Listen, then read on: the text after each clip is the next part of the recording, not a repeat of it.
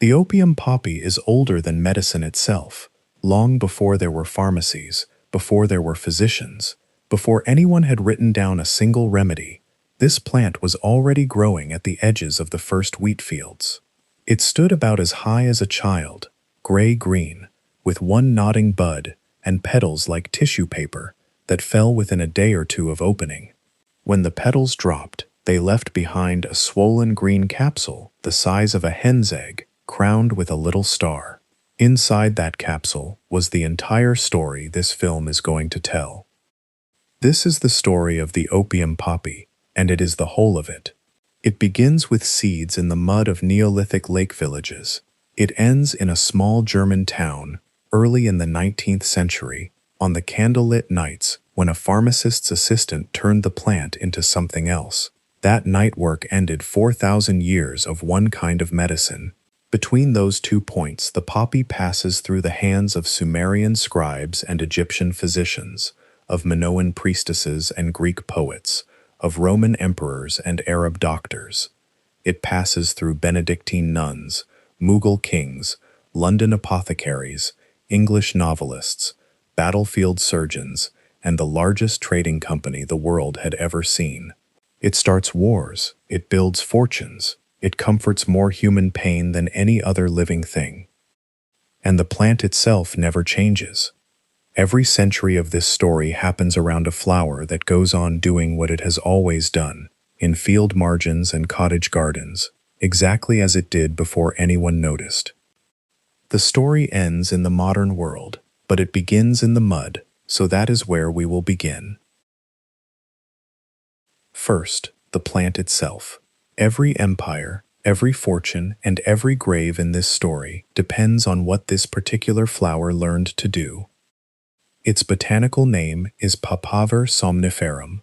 The second word means sleep-bringing. The name is honest in a way botanical names rarely are. This is the sleep-bringing poppy. It was named for the one thing everybody already knew about it.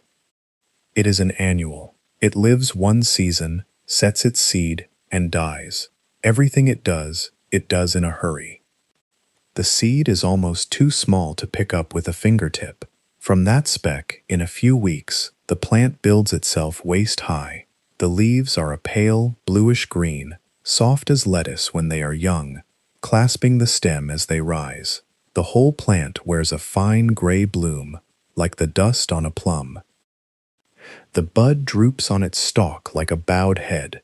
Then, the day before it opens, it straightens and stands up. Gardeners have watched for that little gesture for centuries. The nod, then the lift. It is the plant announcing itself.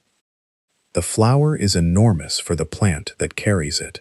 4 petals, sometimes white, sometimes lilac, sometimes a red so deep it looks stained. Often there is a dark blotch at the base of each petal, as if a thumb had pressed there. The petals are crumpled in the bud like wadded silk, and they never quite lose the creases. They last a day, 2, in cool weather. Then they fall, all together. The ground under a poppy field turns the color of the flowers that stood over it. What remains is the capsule, and the capsule is the point. It swells in the days after the petals fall, from pea to hen's egg. It is smooth, waxy, blue-green, with a fluted crown on top like the rim of a little pastry. Inside, the seeds ripen in chambers arranged like the segments of an orange. There are hundreds in each capsule, sometimes more than 1,000. Each one is a tiny blue-gray kidney, so light that 1,000 of them weigh less than a coin. When the capsule dries, something clever happens. Small windows open under the crown, one above each chamber, and the whole head becomes a pepper pot. The dry stalk sways, the wind shakes it, and the seeds are thrown a little way with every gust. A single plant can sow a whole corner of a field. And the seeds wait. That is the other half of the plant's patience. Poppy seed can lie in the soil for years, dormant, until somebody turns the ground and brings it to the light. That is why poppies follow the plow, and why they blaze up on any broken ground. Wherever people dig, the poppy has already been. Those seeds are food, and they always have been. They are the blue-gray seeds on bread rolls and bagels. They are pressed for a pale golden oil. They are ground with honey into the fillings of pastries across half of Europe. There is nothing in them to fear. A bakery goes through them by the sack. But the green capsule, before it dries, holds something else. Cut the skin of an unripe capsule, and within a few seconds, a milky sap rises out of the wound. It stands on the green skin in white beads, like drops of cream. Botanists call the sap latex, the same word they use for the milk of the rubber tree. The poppy carries it in a network of fine vessels that run just under the skin of the capsule. Think of it as plumbing, built for a liquid the plant guards its seeds with. Because that is what the milk is for. It is a defense. It is the plant's chemical answer to every insect and every grazing mouth that might take the capsule before the seeds are ready. One taste of that bitterness, and most animals move on. Left in the air, the white beads darken. In an hour they are amber. By the next morning, they are a brown gum, sticky and heavy, with a smell that people have described for centuries and never agreed on. Something like fresh hay, something like tobacco, something bitter underneath. That brown gum is opium. The word comes from a Greek word, opos, which means nothing more sinister than juice. Inside the gum, the plant has built a family of substances that chemists would one day call alkaloids. It built them as weapons. And then comes the accident on which this whole story turns. By a coincidence of chemistry so unlikely that it still astonishes the people who study it, several of those defensive molecules happen to fit receptors in the human nervous system, the very receptors that govern pain, the very receptors that govern sleep. The plant was not made for us. It was made against caterpillars, over hundreds of millions of years. That its weapons happen to fit the wiring of the human spine is pure chance. A key cut for one lock that happens to open another. Nobody in this story understands any of that until the very end of it. For thousands of years, people knew only the observable facts. There is a plant, its seeds are food, and if you wound its green head, it weeps a milk that takes away pain and brings on sleep. A plant that weeps. That is the image this whole story hangs on. It is not a poet's image. It is a description of the harvest. The poppy did not come from the east.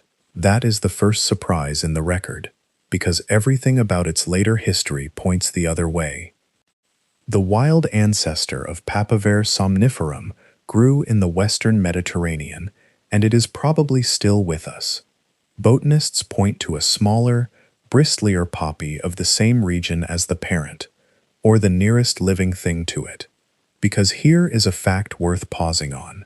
The opium poppy itself no longer exists as a truly wild plant. Like wheat, like maize, it is a made thing, shaped by thousands of years of people saving the seed of the plants they preferred, and it lives where people are. Every poppy in this story, on every continent, is in some degree a domestic animal that has slipped the fence. The oldest traces of the plant in human hands come not from Mesopotamia or China, but from Italy, Spain, France, Germany, and Switzerland. They come from the villages of the first European farmers, from their hearths and their rubbish pits and their storage jars. That makes the poppy an oddity among the founding crops. Wheat, barley, lentils, peas, flax, all of them were tamed in the hills of the Near East and carried west with farming itself. The poppy is the one great crop plant in that first package that seems to have joined it in Europe. The caravan of agriculture rolled west, and somewhere along the road, a roadside flower climbed aboard. At a place called La Marmota, on the shore of a volcanic lake northwest of Rome, archaeologists spent years excavating a drowned Neolithic village. The site is remarkable. The lake rose and sealed the settlement in mud, and mud is the great preserver. Wooden houses' posts still stand in rows. There are canoes cut from single oak trunks, big enough for open water. There are sickles, textiles, and seeds by the thousand. The village is nearly 8,000 years old. The people there grew wheat and barley, kept sheep, and paddled their oak canoes across the lake, and among their grain, already, the poppy. Nobody can say what those first growers wanted from it. Seeds for food and oil are the simplest answer, and very likely the true one. A field weed with edible seeds becomes a crop the way a stray dog becomes a pet. Gradually, without anyone recording the decision, somebody let it stand among the wheat because it was worth something, and their children planted it on purpose. From Italy, the plant spread with farming up the river valleys into the heart of Europe. Its seeds turn up in the earliest farming villages of the Rhine and the Danube. By 5,500 years ago, it had reached the Atlantic in one direction and the North Sea in the other. A passenger riding the slow wagon of agriculture. In the lake villages of what is now Switzerland, the poppy was a regular crop for centuries. The mud of those lakes preserves almost everything: wooden bowls, fishing nets, loaves of bread, carbonized but whole. Among the finds are masses of poppy seed and what appear to be cakes of pressed seed, food that someone made one afternoon 5,000 years ago, set down, and never came back for. Picture those villages for a moment, because they are where the whole story starts. Houses on posts over the shallows, smoke drifting over the water, fields of einkorn wheat on the slope behind, and at their edges, rows of nodding gray-green heads. Children shaking the dry capsules over baskets to hear the seeds hiss out. The poppy was a food plant, a domestic thing, as ordinary as the flax growing beside it. Then there is the cave. In the south of Spain, in the province of Granada, a limestone cavern opens in the wall of a gorge. It is called the Cueva de los Murciélagos, the Cave of the Bats. In the middle of the 19th century, miners digging the cave for bat guano broke through into its inner chambers and found the dead. It was a Neolithic burial place, and the dry air of the cave had preserved what open ground never keeps. There were baskets woven from esparto grass, so well made that the weave is still tight. There were sandals of the same grass, some apparently never worn, as if made for the journey the dead were taking. There were wooden tools, and there were the people themselves, laid out with their belongings around them. The baskets have been dated to around 7,000 years old, among the oldest preserved basketry in Europe, and in among the grave goods were poppy capsules, whole ones, gathered and kept, placed with the dead. Capsules, notice, not seeds. If you want food, you keep seeds. Somebody in that community gathered the heads of the plant, the part that carries the sap, and considered them worth taking into a tomb. What did they mean by it? The honest answer is that nobody knows, and anyone who tells you otherwise is decorating. Perhaps it was food for the dead, perhaps medicine, perhaps the sleep the plant brings had already become, in someone's mind, a picture of the sleep the dead sleep. If so, they reached the same thought the Greeks would carve 3,000 years later, with no Greeks to teach them. The capsules in the baskets say only this much for certain. By the late Stone Age, in the far west of the Old World, the poppy already meant something. It made its long journey east in the baskets and saddlebags of ordinary trade, one hand to the next, one valley at a time. Every civilization in this story will believe the poppy came to them from somewhere else, from some older and wiser people over the horizon. They will all, in a sense, be right. The first people who might have written about the poppy were the Sumerians, because they were the first people who wrote about anything. In the floodplain between the Tigris and the Euphrates, in the centuries around 3000 BC, the Sumerians pressed marks into wet clay and invented the written record. Clay is humble, and clay is stubborn. Fire hardens it instead of destroying it, so when their cities burned, their libraries were baked solid. Hundreds of thousands of their tablets survive. Among them are lists of crops, medical recipes, and the working notes of the world's first pharmacists. One tablet from the city of Nippur, older than 4,000 years, carries a dozen medical prescriptions in Sumerian. It is often called the oldest pharmacopoeia in the world. The remedies are practical: plants, salts, beer as the solvent. The physician who dictated it was not casting spells. He was compounding. And here this story meets its first famous claim, one you will find repeated in 100 books and 1,000 websites.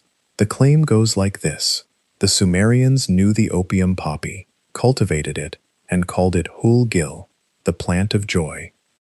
It is a wonderful detail. It is also, in the honest judgment of the people best placed to know, very much in doubt.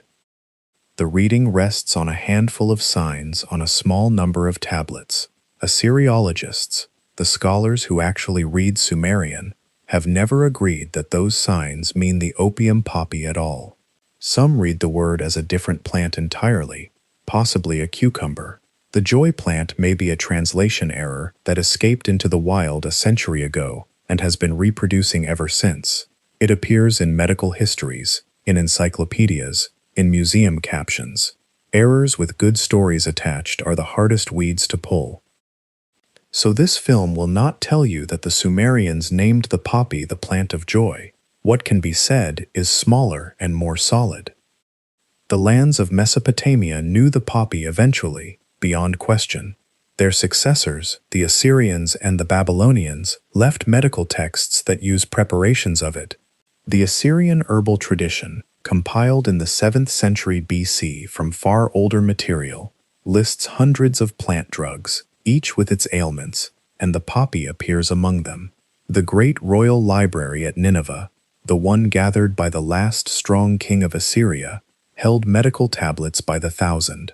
When Nineveh burned, they baked, and scholars have been reading them ever since.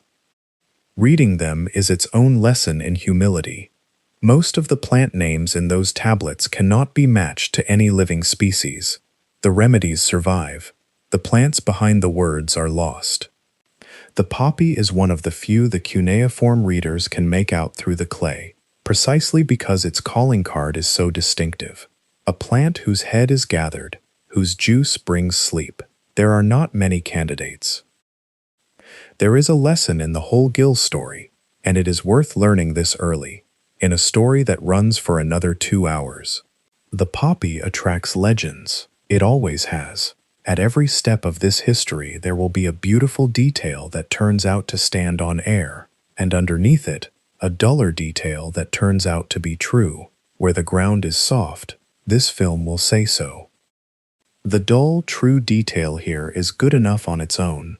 4,000 years ago, in the first cities human beings ever built, somebody was already keeping written notes on the medical use of plants, and within that tradition, the weeping poppy found its first paperwork.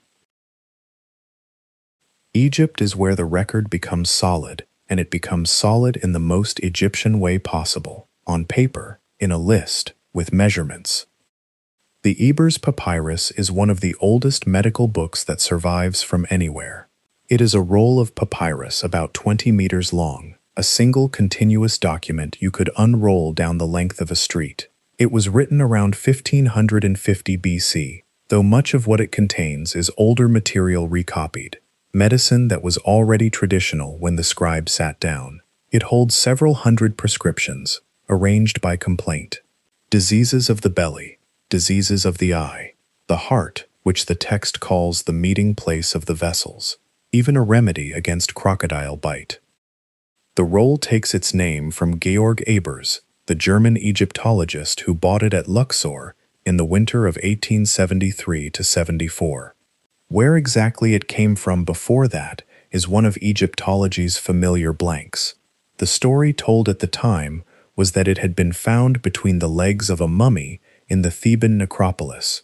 However it traveled, it ended in a library in Leipzig, and it has carried Ebers's name ever since. Somewhere in that roll is a remedy that has become one of the most quoted passages in the history of pharmacy. It is a preparation for a child who cries too much. Among its ingredients is a plant the text calls shepen, combined with fly dirt scraped from the wall, strained to a pulp, and given for 4 days. The crying, the text promises, will pass at once. Generations of historians have read Sheppen as the poppy. If they are right, this is the oldest surviving prescription for opium in the world, and its first recorded patients were infants. And if that makes you flinch, hold the thought.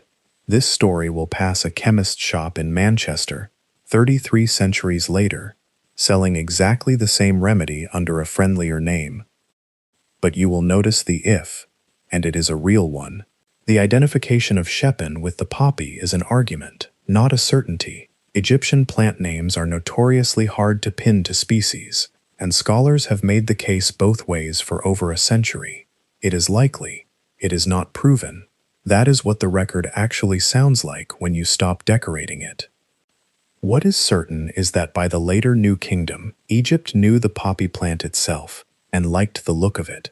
Poppies appear in tomb paintings among the garden flowers. They are molded into faience jewelry, bright blue glazed collars strung with poppy heads and cornflowers and dates.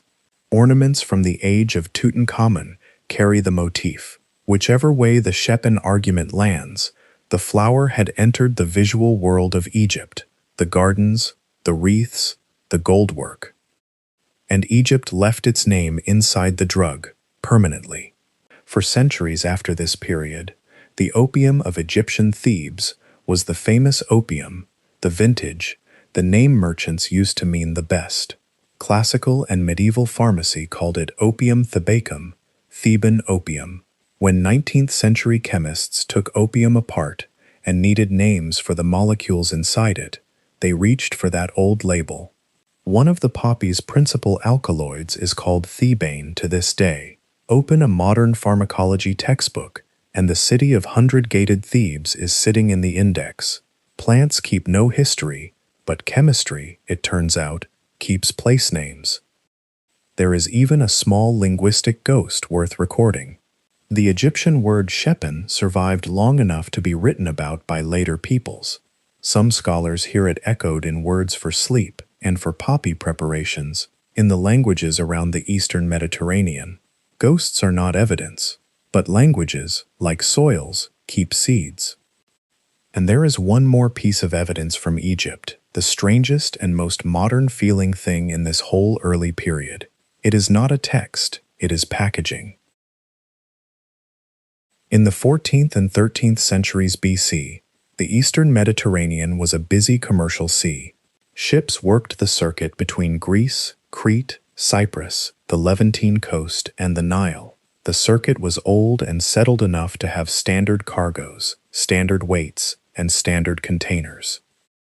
We even have one of the ships.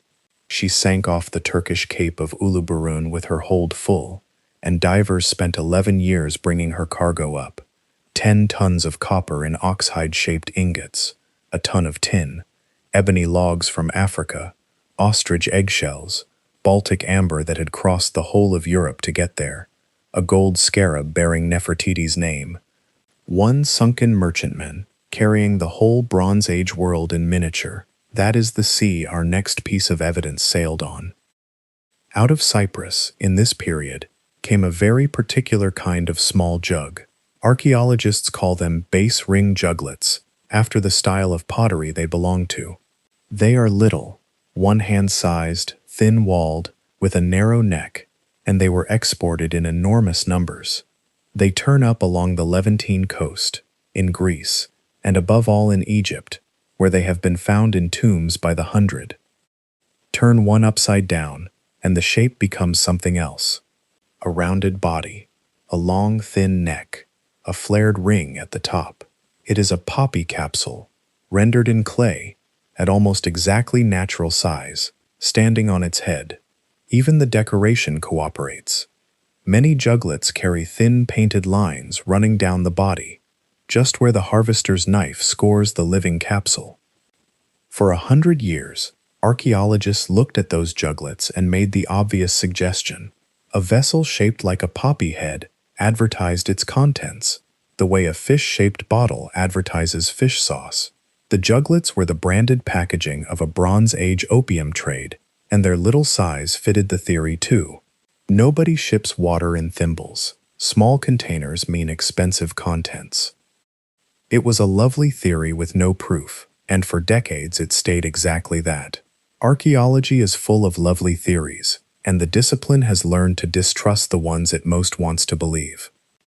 Then chemistry caught up. Residue analysis, the science of scraping the inside of ancient pots and asking what once sat in them, was turned on the juglets.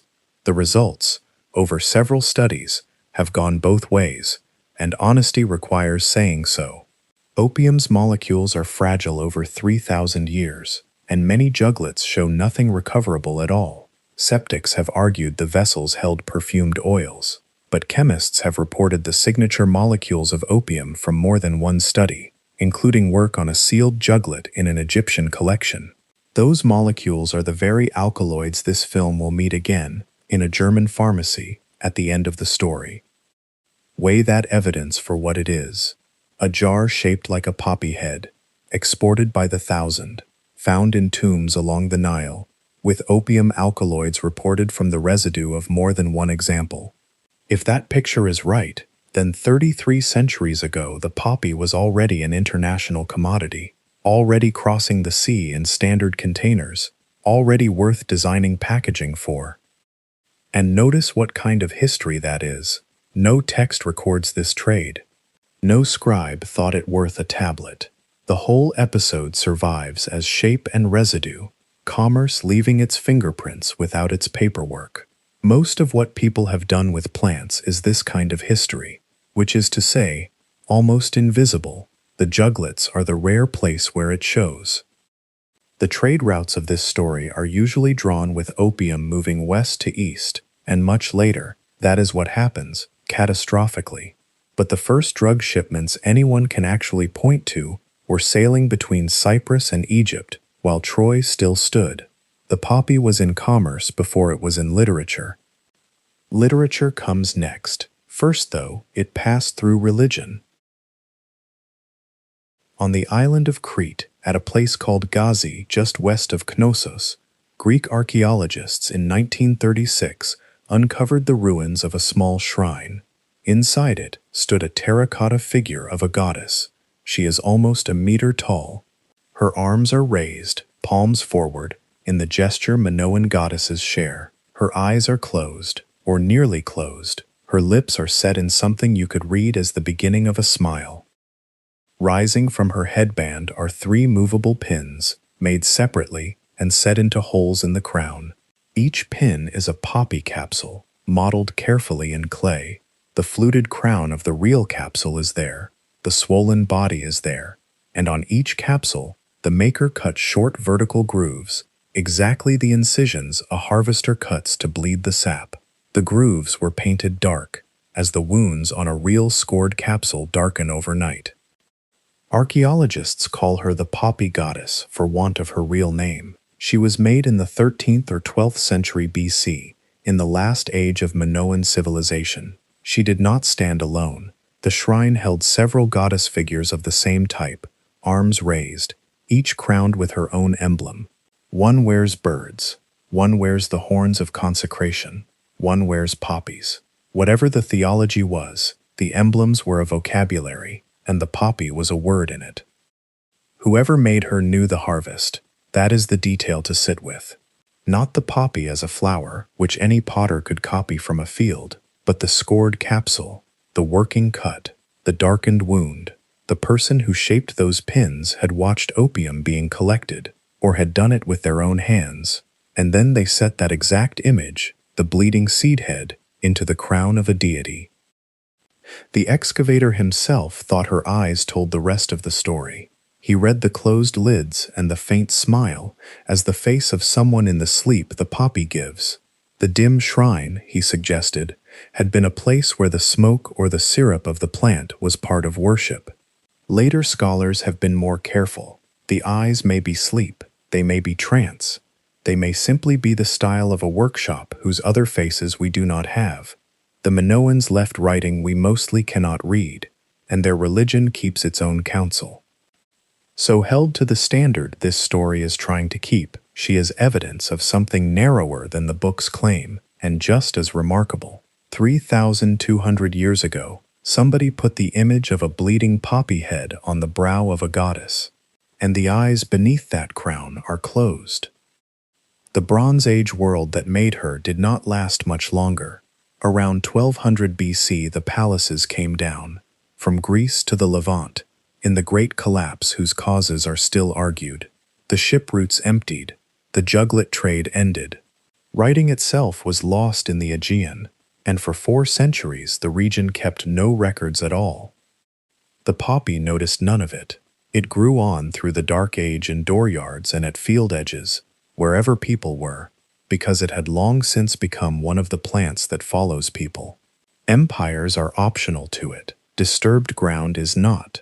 When the light comes back on, with Homer, the poppy is standing exactly where it was, at the edge of the grain, nodding. The poppy enters European literature in the Iliad, and it enters as a dying man. Homer, describing a young warrior killed by an arrow, reaches for the flower. As a poppy in a garden bows its head aside, heavy with seed and the showers of spring, so his head dropped beneath the weight of his helmet. It is one of the famous similes of the poem, and it tells you what every listener already knew. The nodding head of the poppy looked, to the ancient eye as to ours, like a head too heavy to hold up. Sleep and death stood in the flower from its first appearance in verse. The Odyssey goes further, and gives the poppy, or something very like it, a scene of its own. In the 4th book, Telemachus, the son of Odysseus, sits at dinner in the hall of Menelaus in Sparta. The talk turns to the men lost at Troy, and the whole table is soon in tears. Menelaus weeps, Telemachus weeps, for the father he cannot find, and Helen, watching the evening drown, quietly takes over. Into the wine bowl she casts a drug that, the poem says, quiets all pain and strife, and brings forgetfulness of every ill. A man who drank it would not shed a tear that day, though his mother and father died, though his brother were cut down before his eyes. The poem gives the drug a name, Nepenthes, no sorrow, and it gives it an origin, Egypt, where the fertile earth bears drugs in plenty, some healing and some harmful, and where, the poet adds, every man is a physician beyond all other men. Is Nepenthes opium? The poem does not say, and scholars have argued the question in a leisurely way for 2,000 years. But notice what the scene takes for granted. A drug that dissolves grief, dosed into wine, by a great lady, at a respectable table, sourced, with a knowing nod, from Egypt. Whatever Homer had in mind, his audience understood that such things existed, that they came from over the sea, and that Egypt, of all places, was where drugs came from. The trade the juglets carried had become a fact of literature. There is even a town in the old stories with the poppy's name on it. Greek tradition remembered a place called Mycone, Poppy Town, where, the poets said, gods and mortals once sat down together to settle their accounts. The name is a small thing, but people do not name towns after plants that mean nothing to them. After Homer, the Greeks put the poppy everywhere, and always in the same corner of the imagination. Hypnos, the god of sleep, carries poppies. Later poets furnish his house with them, a silent cave with the plant growing thick at the door. His twin brother is Thanatos, death. Greek vase painters showed the two of them side by side, 2 winged young men, nearly identical, lifting the body of a fallen hero from the field. One of the most famous vases in the world, painted in Athens around 500 BC, shows exactly that scene, sleep and death, twins, carrying a dead man home. The ancients meant everything by that pairing. Sleep and death are brothers in Greek art, because the flower that stands for one shades into the other. Every physician in this story, for the next 3,000 years, will live with that family resemblance. Dose by dose, the 2 brothers stand closer together than anyone would like. Demeter, the goddess of the grain, wears poppies too, twisted into her wheat sheaf crown. That is simple observation. The poppy grows in the corn, scarlet against gold, and harvest festivals wove what the field offered. At her great sanctuary at Eleusis, where the mystery rites were held, carved poppy heads appear among the emblems. What the initiates did there they kept secret, and kept it so well that we still do not know. The poppies on the stones have been read every way a symbol can be read. They stay on the stones, saying nothing. And the flower reached the money. The Greek city of Sicyon, near Corinth, struck coins showing a poppy head, displayed as proudly as Athens displayed her owl. A city put the plant on its currency. By the classical age, the poppy is not exotic, it is furniture. A plant of gardens and grain fields, with a well-known gift and a well-known danger. And it is at exactly this point, with the poppy domestic and familiar, that medicine begins to write things down. Greek medicine took the poppy seriously, and it took it seriously in a new way, with definitions. The physicians of the school of Hippocrates, writing in the 5th and 4th centuries BC, mention poppy preparations repeatedly, and the tone is the striking thing. They distinguish kinds, white and black. They name a preparation called meconion, from mekon, the Greek word for poppy. They fold it into treatments for the diseases of women, for fluxes, for sleeplessness, in the matter-of-fact voice of men writing for colleagues.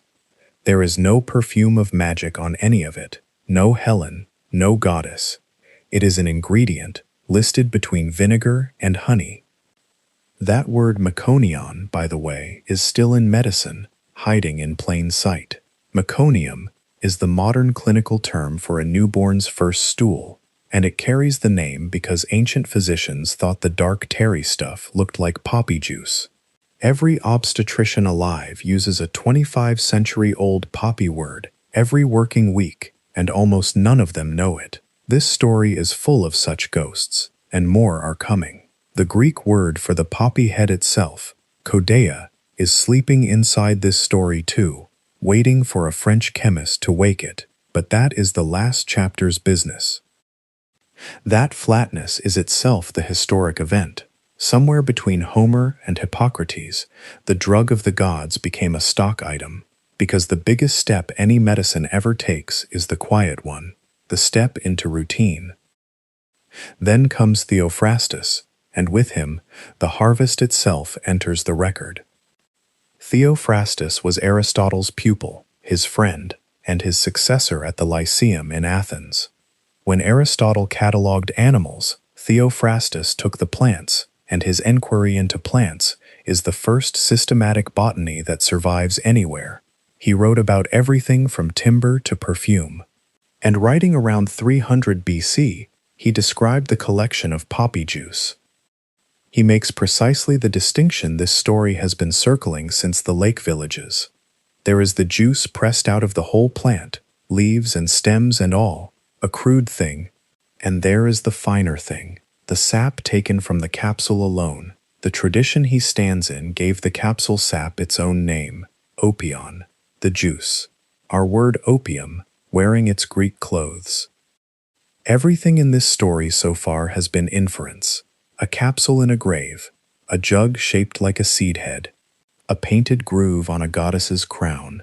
Here, at last, is a man in the record saying it plainly. We cut the head of the poppy and gather what weeps out, and that, specifically that, is the drug. The Greek physicians who followed him refined the craft and started the arguments. One of them, a physician named Dioscorides, condemned the drug outright, teaching that it dimmed the sight and that its sleep was a danger. His objection was preserved by the very writers who disagreed with him. Others wrote on how to test it, how to blend it, how far it could be trusted. The debate had begun that has never once stopped. 3 centuries after Theophrastus, a Greek army surgeon gathered all of it, the botany, the harvest, the recipes, the quarrel, into one book. That book would govern this subject, and most of European pharmacy besides, for the next 1500 years. His name was Pedanius Dioscorides. He came from a small town in what is now southern Turkey, and he served with the Roman legions in the middle of the 1st century AD. His working life went into gathering the plant knowledge of the whole Mediterranean into one book, De Materia Medica, on medical materials. Roughly 600 plants, each with its description, its preparation, its uses, its warnings. For 1,000 years and more, in Greek, in Latin, in Arabic, a physician who looked something up looked it up in Dioscorides. His chapter on the poppy is long, careful, and strikingly modern in its shape. He sorts the poppies, the garden kind with white seed, baked into bread, the field kind, the wild kind. He describes boiling the heads for a sleeping drink, and honey-based confections made on the syrup. Then he gets to the sap, and he writes what amounts to the first standard operating procedure in the history of drug manufacture. Cut the star of the capsule with a knife after the dew has dried, he says, and draw the knife round the head. Do not cut deep, or you will pierce through into the chamber. Wipe the issuing tear onto your finger, and return again, for more will have wept. Let it thicken. Work it into lozenges. He even describes the quality tests of his day. Pure opium is heavy, dense, bitter, quick to dissolve. Adulterated opium, cut with gum or with the juice of wild lettuce, betrays itself in smoothness or weakness. Merchants, he notes, were already faking it. Wherever there is a drug worth money, in any century, there is somebody stretching it. On its powers, he is direct. It is a pain easer, a sleep causer, a help to coughs and fluxes of the belly. And then, in the same level voice, the other side. Taken too freely, he writes, it kills. He reports the debates of his profession, physicians before him who condemned the stuff outright, others who used it freely. That argument, held open on the page, is the whole future of this plant, and it was written down 18 centuries before anyone spoke of a risk-benefit ratio. One physician of his era gave the argument its lasting shape. Too much, he wrote, and the sleep it brings borders on death. That is not a warning shouted from outside the profession. That is the profession itself, measuring its best medicine against its brother. And the book itself has a story worth a moment, because you can still go and look at it. Around the year 512, in Constantinople, somebody made a copy of Dioscorides as a gift for an imperial princess named Juliana Anicia. It was a luxury object, a huge parchment codex with a painting of each plant, and by great luck it survived. It passed 1,000 years in the city, used, thumbed, annotated. Greek notes crowd its margins, then Arabic ones, then Hebrew, each new century of owners writing their own names for the old plants next to the pictures. In the 1560s, long after the city had become Ottoman Istanbul, a Habsburg ambassador found it, haggled for it, and complained in a letter about the price. It sits today in a library in Vienna. Turn its pages, past the mandrake and the bramble, and there is the opium poppy, painted from life 15 centuries ago. Gray-green stem, the drooping bud, the crowned capsule, perfectly recognizable. It is the same plant that stood in the Neolithic mud, now with its harvest instructions attached in the hand of a Byzantine scribe. Very few working tools of any trade have served that long. This one was still being consulted by physicians when Columbus sailed. Rome received the poppy the way Rome received most Greek things. It adopted it, organized it, and put it on the coinage. By the High Empire, opium was ordinary commerce. It sold in the markets of Rome alongside pepper and frankincense. It appears in the imperial customs lists among the taxable luxuries of the Eastern trade. Pliny the Elder, the encyclopedist who died in the eruption of Vesuvius, wrote up the poppy among his thousands of remedies. He repeats the harvest procedure, lists the uses, passes along the cautions. Poppy syrup for sleep was as close to a household medicine as the ancient world had. The kitchens had it too, and it is worth remembering that all through this story, the poppy is food as well as drug. Roman bakers glazed their loaves with egg and scattered poppy seed over them, exactly as a baker will do tomorrow morning. Cato the Elder, the sternest farmer in Roman literature, gives a recipe for little honey cakes finished with poppy seed. The seeds, remember, carry almost none of the sap's power. A Roman could eat the seeds at breakfast and drink the syrup at night, and be dealing with two entirely different gifts of the same plant. Roman writers knew the difference, and said so. The flower kept its old double meaning and wore it publicly. Somnus, the Roman god of sleep, appears in sculpture as a soft-winged boy with a bundle of poppy heads in his hand, sometimes pouring sleep from a horn. Ovid, in the Metamorphoses, built the god a house, a cave in a silent country where no cock crows and no branch stirs, with the river of forgetfulness murmuring through it. And before its doors, he says, poppies bloom past counting. From their juice the night gathers sleep, and scatters it over the darkened earth. That is a poet's picture, but notice that it is also, simply, accurate. The juice, the sleep. Ovid's readers knew where sleep was actually kept, and it was not in a cave. It was in a small pot in the pharmacy. On tombstones and sarcophagi, carved poppies stand among the wheat, grief and harvest bound together in a decoration a stonemason could carve without being told why.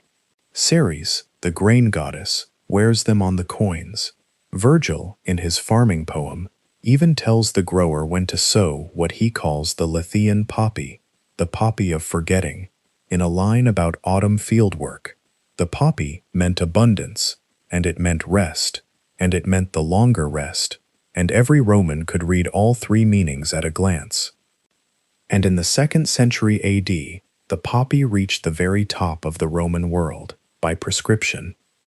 Galen of Pergamon was the most famous physician of antiquity after Hippocrates, personal doctor to emperors.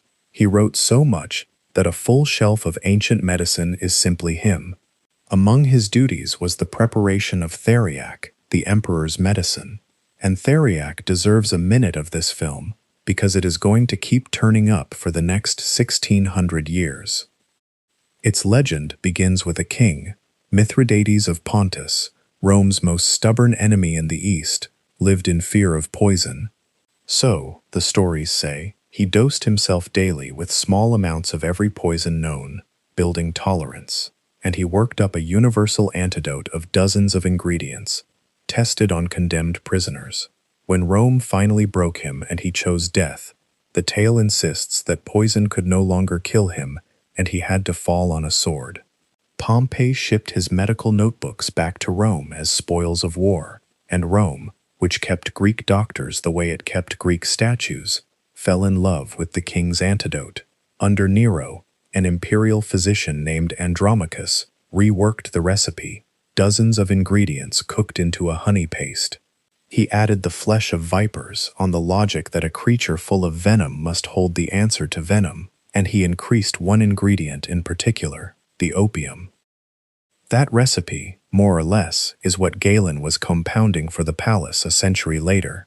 The most prestigious medicine on earth, a spoonful of everything expensive, and at the working heart of it, whatever the vipers were contributing, the reliable warmth of the poppy. Emperors took it daily as a protective against poison and disease. So, in cheaper versions, would half of Europe, deep into the age of powdered wigs. This story will meet Theriac again in Baghdad, in Venice, and finally, absurdly, in a baby's bottle in Manchester. Galen's patient was Marcus Aurelius, the philosopher emperor, the author of the Meditations. Galen records preparing Theriac for him and records the emperor's relationship with it, with clinical exactness. When the daily dose made him drowsy at his duties, he had the poppy juice reduced. When sleep abandoned him again, it was restored. There, in a few lines of Galen's Greek, is the oldest detailed account we have of a named individual adjusting his life around this drug. And the individual in question was running the Roman Empire. He was writing Stoic philosophy at night in a war camp on the Danube with a physician titrating his poppy.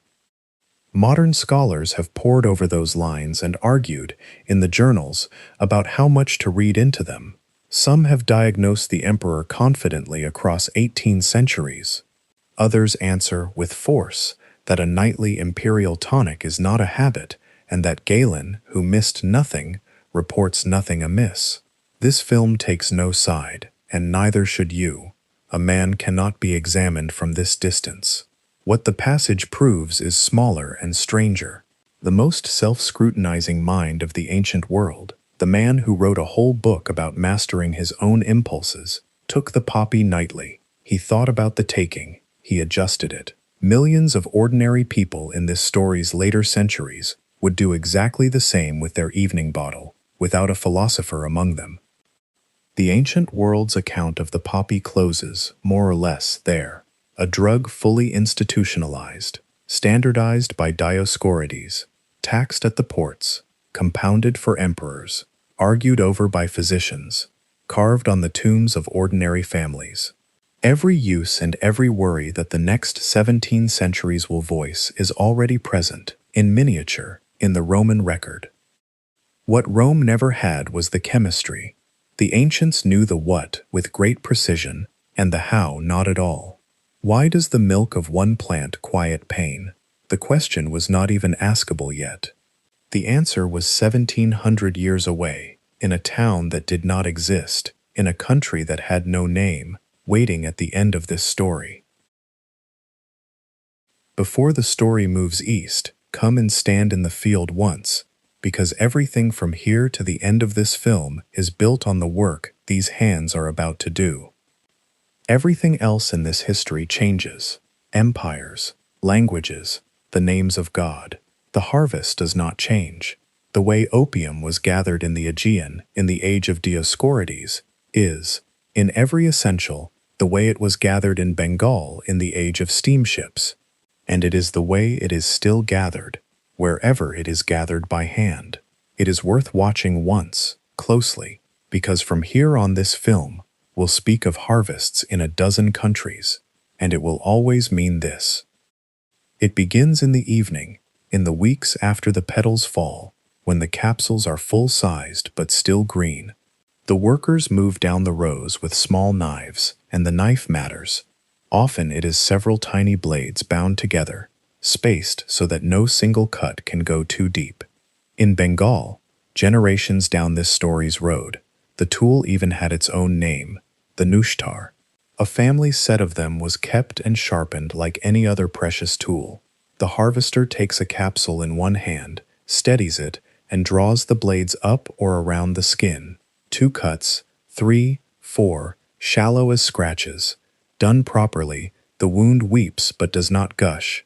A cut into the chamber wastes the sap inward, onto the seeds. The weather sits over the whole operation like a moneylender. A night of rain washes the tears off the capsules and the day's work with them. A hot, dry wind crusts the wounds too fast and seals them. The harvest wants a cool, still, dry night, and the grower cannot order one. He can only cut, and hope, and cut again.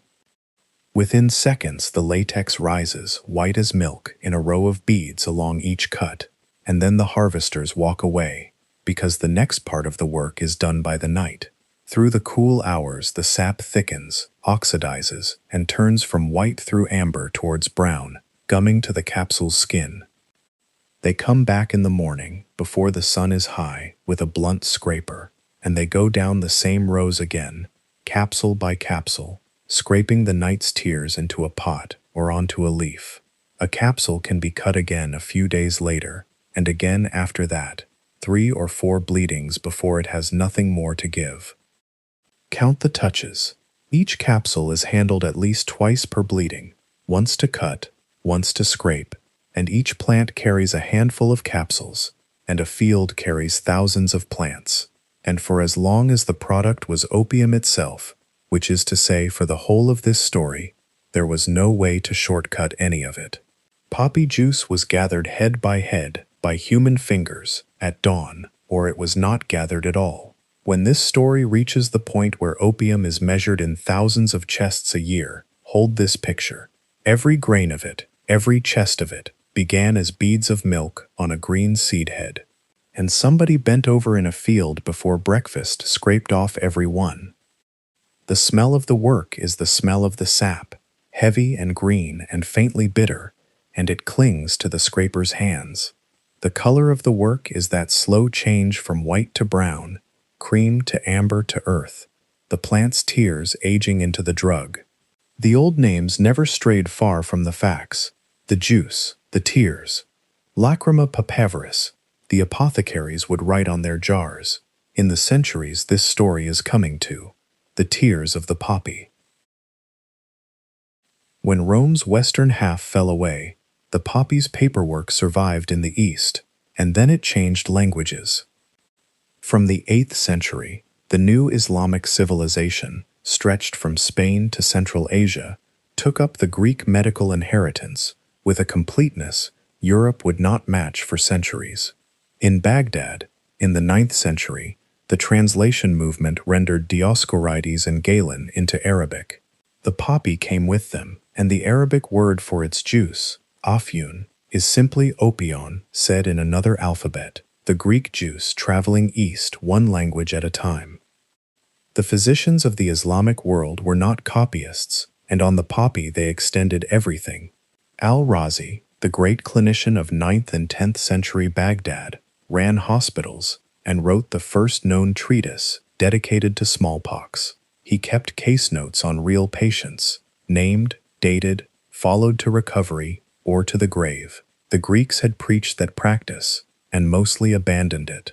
He even wrote a book called Doubts About Galen, questioning the untouchable authority of the field. In spirit, that puts him closer to this film than almost anyone else in it. In those case notes, opium appears plainly and often, for pain, for sleeplessness, for coughs, dosed with the caution of a man who counted his outcomes. And in the early 11th century, Ibn Sina, the man Europe would call Avicenna, gave the drug its most careful examination since Dioscorides. He wrote in stolen hours, between court appointments and palace intrigues, on the run more than once, and still produced the largest medical work one person had ever written. His canon of medicine would dominate medical teaching in the Islamic world, and, in Latin, in the universities of Europe, into the 17th century. It treats opium at length. He calls it the strongest of the stupefiers. He catalogues its preparations, poultices, drinks, and its combinations. And he writes about its dangers with a precision that reads across 10 centuries, that it deadens the senses, that the dose is everything, that it can kill, the strongest of the stupefiers. That is a definition and a warning folded into 5 words, and no one has much improved on it. There is a dark tradition attached to Ibn Sina's own death, and this film will pass it on for what it is. A tradition. He died in 1037, in his late 50s, worn out by work and illness. The story told afterwards was that a servant, dosing his master's medicine, gave him far too much opium, by error or by design. The great authority on the strongest of the stupefiers finished by it. True or not, and it is very far from proven, the fact that the story was told at all shows what everyone understood the stakes of this medicine to be. Even its master was not safe from it. Under the caliphates and the empires that followed, the poppy also settled into new fields. Anatolia, Persia, and the lands along the caravan routes became growing country, and they stayed so. Turkish and Persian opium would be famous for quality into the 20th century. The mark of how deep it settled is still on the map. In western Turkey, there is a city of some size whose name, Afyun Karahisar, means the Black Fortress of Opium. The fortress is a crag of dark rock with a castle on it. The opium is the fields around it, which supplied the pharmacies of 3 continents for centuries, and, under strict license, supply the legitimate medicine trade to this day. Not many drugs get a city named after them. This one did. In the bazaars of the Ottoman and Persian worlds, the drug found a public life Europe did not yet have. Travelers wrote of the Theriaci, the opium eaters, men who took their pills with coffee in the shade, and had begun, some of them, visibly to fade. The accounts are half fascinated and half appalled, and they are the first descriptions in the record of something this story has not yet needed a word for. Not poisoning, not medicine, the long, slow arrangement a life makes around a daily drug. Europe is not watching a foreign weakness here. It is looking at its own next 2 centuries without recognizing the face. The plant moved east along the roads with everything else: silk, paper, faith. By the medieval centuries it had reached India, and beyond India, China. It arrived there quietly, as a medicine among medicines, carried by Arab traders whose ships worked the monsoon routes. Keep the dates in mind, because the 19th century will lie about them. The poppy reached China something like 1,000 years before the events that made China and opium a single phrase. For most of that 1,000 years it was a drug in pharmacies and a flower in gardens. Chinese physicians wrote it up for dysentery and pain. Its seeds were cooked like any grain. Nothing in that long, calm record predicted what commerce would eventually make of it. Medieval Europe, meanwhile, kept the poppy, the way it kept most of its ancient learning, in the monasteries, in the garden, and the library. The monastic infirmary garden was a small pharmacy in soil, and the poppy stood in it beside sage and fennel. Plans and plant lists survive. The 9th century idealized plan of the Abbey of St. Gall marks out its physic beds, and poppies belong to that world as a matter of course. We even have the gardener's own voice. Walafrid Strabo was a monk of Reichenau, on its island in Lake Constance. In the 9th century he wrote a little Latin poem about the pleasures of his garden, bed by bed, hoeing and watering and complaining about nettles. One of the plants he honors is the poppy, and he reaches, as everyone in this story reaches, straight back to the old meanings, to Ceres and to forgetting. A working monk, dirt under his nails, growing the flower of Demeter beside the cabbages, and knowing exactly what he was growing. Hildegard of Bingen, the 12th century Benedictine abbess whose medical writings this channel will visit properly in another episode, knew the plant well. Its seeds bring sleep, she wrote, and eaten they are lawful, and she knew, and said, that the stronger uses shaded quickly into danger. Out of this world comes one of the strangest artifacts of medieval medicine, the Spongia somnifera, the sleep-bearing sponge.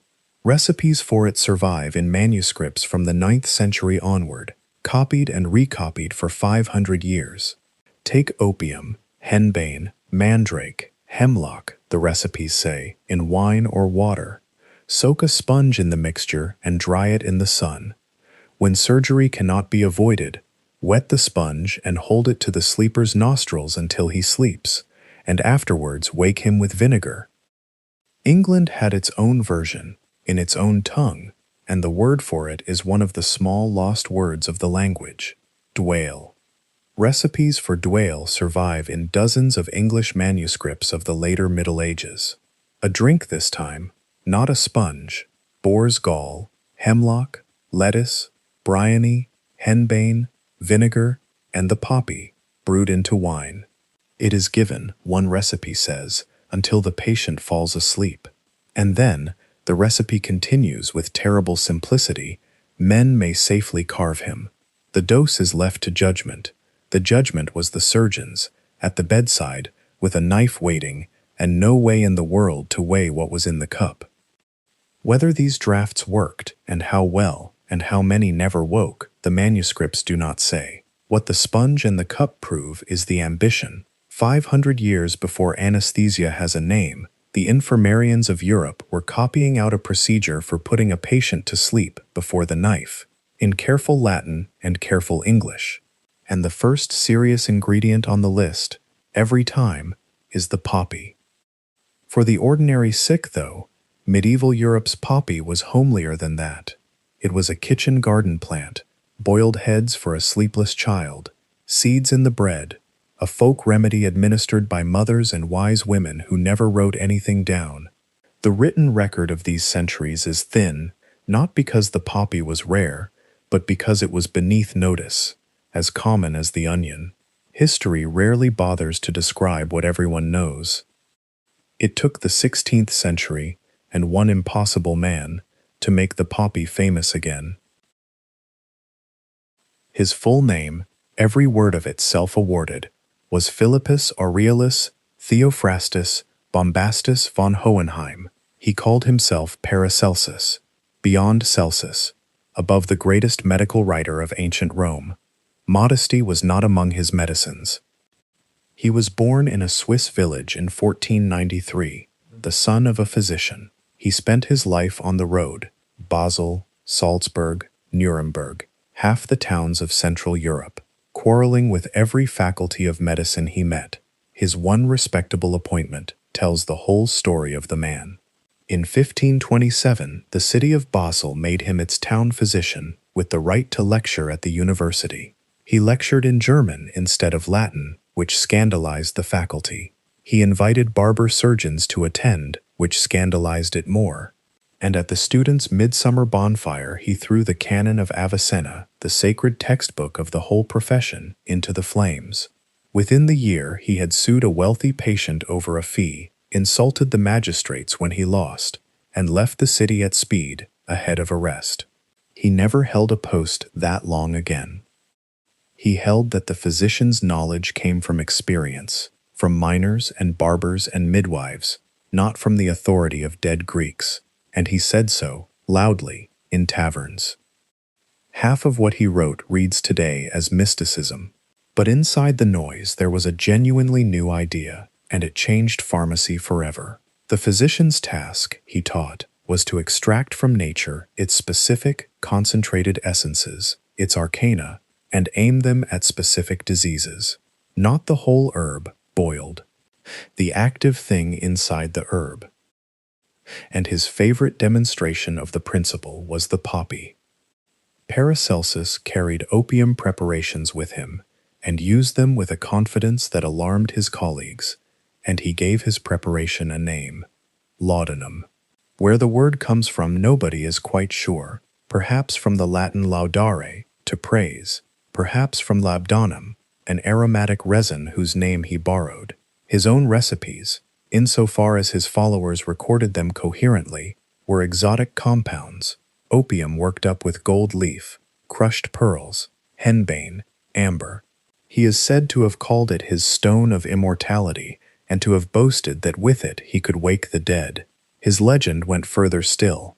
The stories that gathered around him after his death said he carried his greatest medicine sealed in the hollow pommel of his long sword. He was never parted from that sword, the stories add, even in bed. It is almost certainly embroidery, but legends embroider around something, and what his contemporaries plainly remembered was a man who was never without his opium and never quiet about what it could do. Strip the pearls and the boasting away, and something real remains. Paracelsus took the poppy's juice, declared it the most reliable specific in all of medicine, and branded it. He taught a generation of restless physicians and apothecaries to think of it not as one ingredient among hundreds, but as the active principle worth isolating. The word he coined would sit on apothecary bottles for 400 years, and his big idea, find the essence inside the plant, is a straight road, 3 centuries long, to the German pharmacy where this story ends. He died in Salzburg in 1541, in circumstances as disputed as everything else about him. His laudanum outlived him, and 100 years later, in London, a far more respectable man turned it into the standard medicine of the modern world. Thomas Sydenham was everything Paracelsus was not: a settled, practical, deeply respected London physician, a friend of the philosopher John Locke, a man so devoted to sober bedside observation that his colleagues called him the English Hippocrates. He had fought for Parliament in the Civil War and kept his politics quiet afterwards. His reputation was built on plain descriptions of real diseases, smallpox, gout, the fevers of the town. On gout, he wrote the classic account in the language, and he wrote it from the inside because he had it, cruelly, for decades. When a man in constant pain praises a pain medicine, It is worth knowing that he was not speaking theoretically. In the 1660s, he set down his own recipe for the drug Paracelsus had named. Sydenham's laudanum was liquid and repeatable. Opium and saffron, sliced into sherry sack with a little cinnamon and clove, steeped warm for days, then strained. No pearls, no gold. A tincture a competent apothecary could make identically in Bristol or in Boston, dosed by the drop. And on the drug itself, Sydenham wrote the sentence that the next 2 centuries of medicine would repeat like a creed. Among the remedies which it has pleased Almighty God to give to man to relieve his sufferings, none is so universal and so efficacious as opium. He meant it as sober clinical judgment, and by the standards of his shelf, it was simply true. Look at what else the 17th century pharmacy stocked: purges that scoured, emetics, mercury that loosened the teeth, bleeding by the basin, against fever, flux, cough, sleeplessness, and pain above all. One drug reliably, demonstrably worked, every time, on everyone. A physician of Sydenham's generation who withheld opium had almost nothing else to give. Laudanum, in Sydenham's form, became the spine of Western medicine's response to suffering. For 200 years after him, it is everywhere, in the physician's saddlebag, in the ship surgeon's chest, on the apothecary's shelf between the senna and the camphor, and in the household medicine box beside the scissors and the thread. The bottles are small, brown, cork-stoppered, and hand-labeled, and the label often says, in Latin or English, tincture of opium, and sometimes still the old poetry, lacrima Papyrus. Follow one of those bottles outward, and you can watch the drug ride the age of sail to the ends of the earth. Every East Indiaman and every Navy frigate carried opium in the surgeon's chest, for wounds, for fevers, for the flux that killed more sailors than battle did. Every colonial port stocked it. The physicians of colonial Boston and Philadelphia prescribed Sydenham's tincture by name. When the age's great expeditions went out to map the Pacific, laudanum went with them, packed beside the instruments. Wherever European medicine went, which by the 18th century was everywhere, the poppy went in its luggage, the one remedy no practitioner would sail without.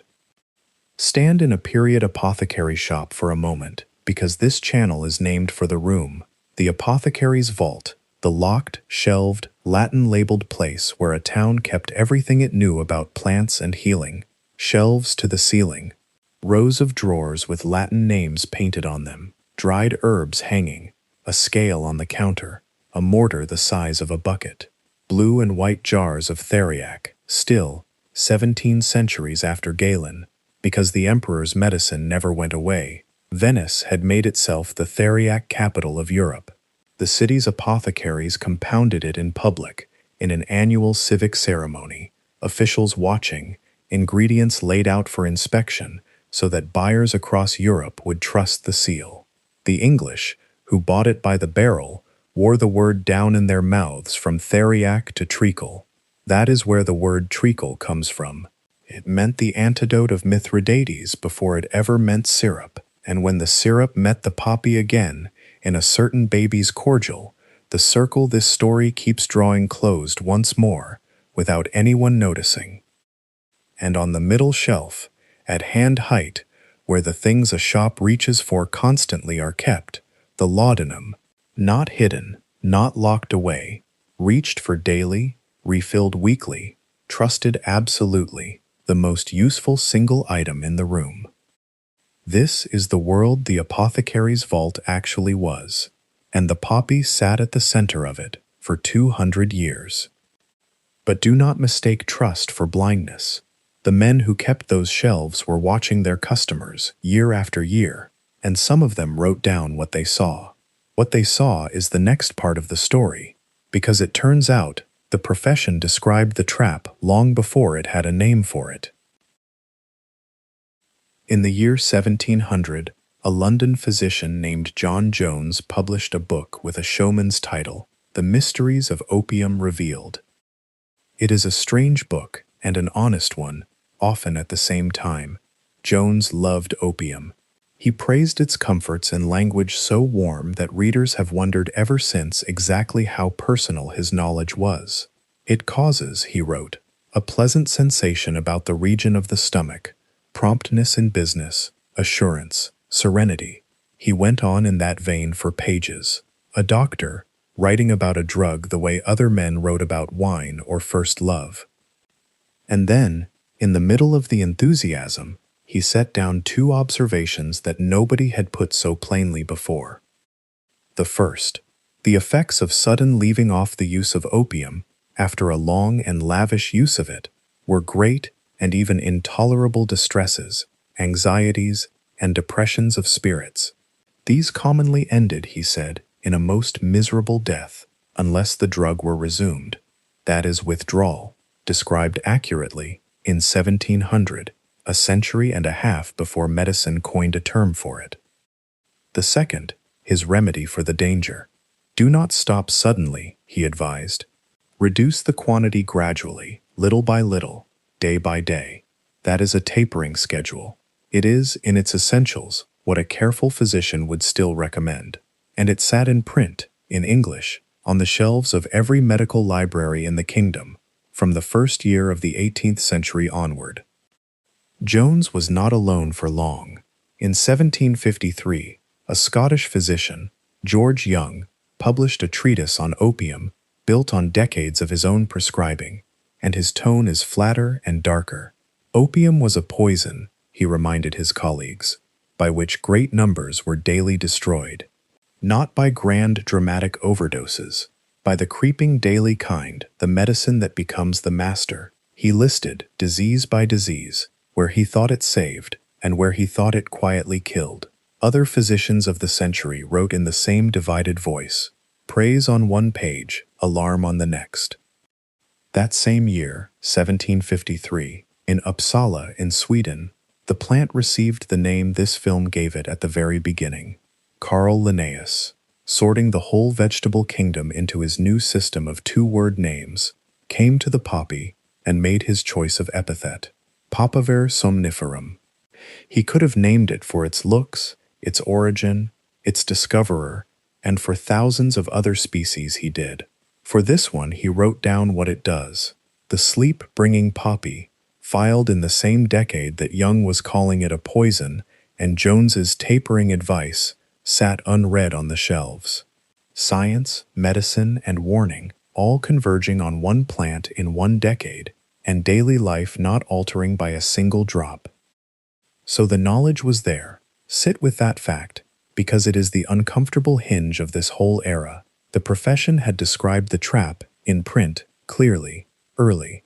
What it had not done, what nobody had done, was build the idea into a system. No word for the condition, no theory of it, no counting of it, no policy about it.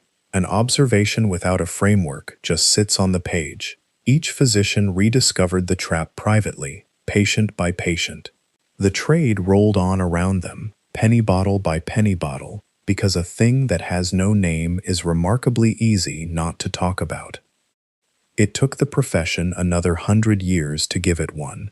In the meantime, an entire society ran the experiment on itself. By the 18th and early 19th centuries, England had taken laudanum into daily life the way later ages took aspirin. It was cheap, a penny's worth from any druggist, no questions asked, none legally required. And here is a detail almost nobody guesses. Very little of it was British grown, and almost none of it was Indian. The opium in the English bottle came, overwhelmingly, from Turkey. It was the crop of those Anatolian fields around the Black Fortress, shipped out of Smyrna and sold at the London drug auctions. The druggists prized it because Turkish opium was the strongest in the trade. English experimenters tried again and again to grow a commercial crop at home, in Scotland, in the fens, and societies gave out medals for the attempts. The British climate and British wages could never beat the Anatolian product. So the full picture of British opium, at its strangest, is this. The empire grew the world's largest opium supply in Bengal and sent effectively none of it home. India's crop went east, to China. Britain dosed itself on Turkish. It was everywhere on the shelves, and not only as plain tincture. It came branded and flavored: Godfrey's cordial, Laudanum sweetened with treacle for babies with colic, Dalby's carminative, paregoric, the camphorated version, for coughs. The names sound like nursery comforts, and that is what they were sold as. And here, as promised, is the chemist's shop in Manchester. Back in Egypt, 3,000 years ago in this story, a scribe copied out a remedy for a crying infant, built on a plant that was probably the poppy. In the mill towns of industrial England, the druggists of Manchester and its neighbors sold Godfrey's cordial over the counter by the gallon. Poppy syrup in treacle, for children who cried too much, to mothers due back at the loom. 33 centuries, and the prescription had not changed. Even the treacle, if you followed the word back through Venice to the emperor's antidote, was older than anyone behind the counter could have guessed. Mothers working 14-hour days dosed infants asleep with Godfrey's, and every parish knew of babies quieted for good. Among the druggists themselves, the word for what their cordials did to infants was quietness. Coroner's records carry the rest. In the flat fen country of Cambridgeshire and Lincolnshire, where the agues bred in the marshes, the poppy was not even bought. It was grown in cottage gardens and brewed at home. Fenland families drank poppy head tea against the shakes and the damp, the way other counties drank beer. A saucer of the boiled liquor was an ordinary thing to give a fretful child at teething. In the little market towns of the fen edge, the chemists prepared for Saturday like publicans. Pills and penny sticks of opium stood stacked on the counter for the farm workers coming in with their wages. As regular a purchase as tobacco, and reckoned, by the customers at least, about as remarkable. Observers estimated that this quiet corner of England swallowed a share of the country's whole opium import, out of all proportion to its population. It shocked visiting physicians, who wrote it up.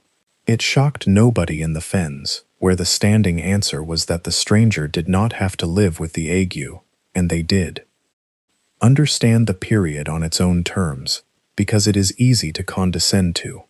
There was no other effective medicine for most of what hurt. Physicians cost money, the poppy cost a penny, and the warnings of a Jones or a Young lived in medical libraries, not in cottages. What the fen laborer and the Manchester mother possessed was the practical knowledge of centuries. The stuff was dangerous, the way brandy was dangerous. Too much at once could kill. That was roughly the whole theory. What daily use quietly built, nobody at the counter had words for. The man who told them was a journalist, and he told them in the first person. Thomas de Quincey was an Oxford dropout with brilliant Greek and ruined finances. He first took laudanum in 1804 in London for a toothache, on a wet Sunday, on a friend's advice. He never forgot the shop, on Oxford Street, or the druggist who served him. The man looked, he says, as dull and stupid as any mortal druggist on a Sunday. His memory afterwards insisted on treating him as an unwitting angel anyway, the minister of celestial pleasure, standing behind an ordinary counter. Here, he wrote of that first hour, was the secret of happiness, about which philosophers had disputed for so many ages, at once discovered. Happiness might now be bought for a penny and carried in the waistcoat pocket. 17 years later, he told the country what the penny had actually cost. In 1821, in a London magazine, he published Confessions of an English Opium Eater.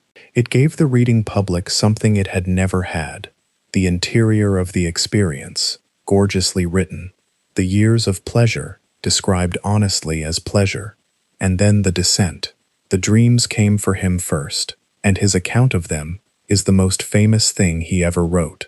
Architecture piling on architecture, cities and centuries unrolling in a single night, then the dreams turning hostile, crocodiles, pagodas, burials, until sleep itself, the thing the drug had sold him, became what he feared most.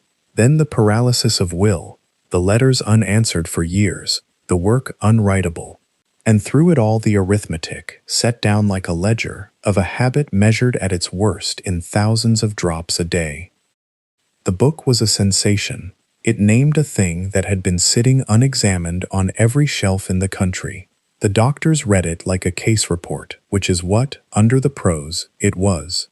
And a public that had bought laudanum like tea began, very slowly, over decades, to look at the small brown bottle differently. One reader was furious, and his fury deserves its own scene. He was the most famous laudanum drinker in England, and he knew exactly what the book had left out. Samuel Taylor Coleridge had first taken opium young, for illness, like nearly everyone, in the summer of 1797, in a lonely farmhouse in the West Country. He took his prescribed dose. He fell into a dream over a book about a Mongol emperor's palace. He woke, by his own account, with hundreds of lines of finished poetry standing in his mind. He had written down the opening of Kubla Khan, the stately pleasure dome, the sacred river, when a visitor on business knocked, and kept him an hour. The rest of the poem, he said, dissolved like circles on a stream. The person from Porlock became literature's most famous interruption. The poem became the most beautiful thing opium ever touched. And the man became, across the following decades, the most instructive wreck in English letters. Coleridge fought the tincture with everything a brilliant mind can deploy, and lost to it daily. His preferred preparation was a celebrated brand from the Lake District called Kendal Black Drop, reputed to run several times the strength of common laudanum. That detail is worth pausing on. The market had already learned to sell connoisseurship. He hid bottles. He begged friends, in letters that are painful to read, to refuse him money, to watch him, and then outmaneuvered every arrangement he had himself designed. In the end, he moved into the household of a physician in Highgate as a kind of voluntary prisoner, and lived there 18 years, managed, never cured. He thought De Quincey's confessions dangerously glamorous, and said so. He knew the glamour personally, from the far side. They were not alone, and this is the point. For half a century, a startling share of English literature was written on laudanum, openly or not. Keats had trained as an apothecary and a surgeon before he was a poet. When his odes reach for the drowsy numbness of some dull opiate, or an autumn drowsed with the fume of poppies, that is not decoration. It is a professional describing stock he had dispensed. Elizabeth Barrett Browning took it from her teens to the end of her life, by prescription, and discussed it frankly in letters. Wilkie Collins wrote The Moonstone soaked in it, against agonizing illness, and folded a laudanum experiment into the plot itself. Branwell Bronte drank it away in the parsonage at Haworth, while his sisters wrote around him. William Wilberforce, the conscience of Parliament, the man who broke the slave trade, took his prescribed opium daily for decades and managed it all his life. And in 1862, Elizabeth Siddal, the red-haired model, whose face is all over pre-Raphaelite painting, died of an overdose in London. Her husband, the painter Rossetti, buried the only manuscript of his poems in her coffin. The small brown bottle was inside the whole culture, at every level, from the fen cottage to the front bench. The state's first real answer came only in 1868. The Pharmacy Act of that year put opium on a schedule of poisons. From now on, it could be sold only by registered pharmacists, in labeled bottles, with the seller's name and the word poison on the label. Judge the measure by what it did not do. No prescription was required. No dose was limited. A working man could still buy his laudanum with his tobacco, but now from a professional, wearing a label. It was less a wall than a note of caution pinned to an open door. And yet it was the first time English law had said, in writing, that the most trusted medicine in the pharmacy needed watching. The long, slow ratchet that runs from that label to the locked cabinets of the modern world never afterwards turned back. De Quincey, it should be said, never stopped. He lived to 74, productive and impossible, adjusting his dose for 50 years. His book stands at the turn of this story, the last era in which the poppy was innocent, writing its own indictment, beautifully, from the inside. And while England was thus dosing itself at home, penny by penny, its merchants abroad had built something with the same plant on an altogether different scale. To understand what they built, you have to see what they found when they arrived, because the poppy was in India long before the English were. The poppy had come to India down the caravan roads and the sea lanes of the Islamic world. By the age of the Mughal emperors, it was woven into the country at every level, from the field tax rolls to the throne itself.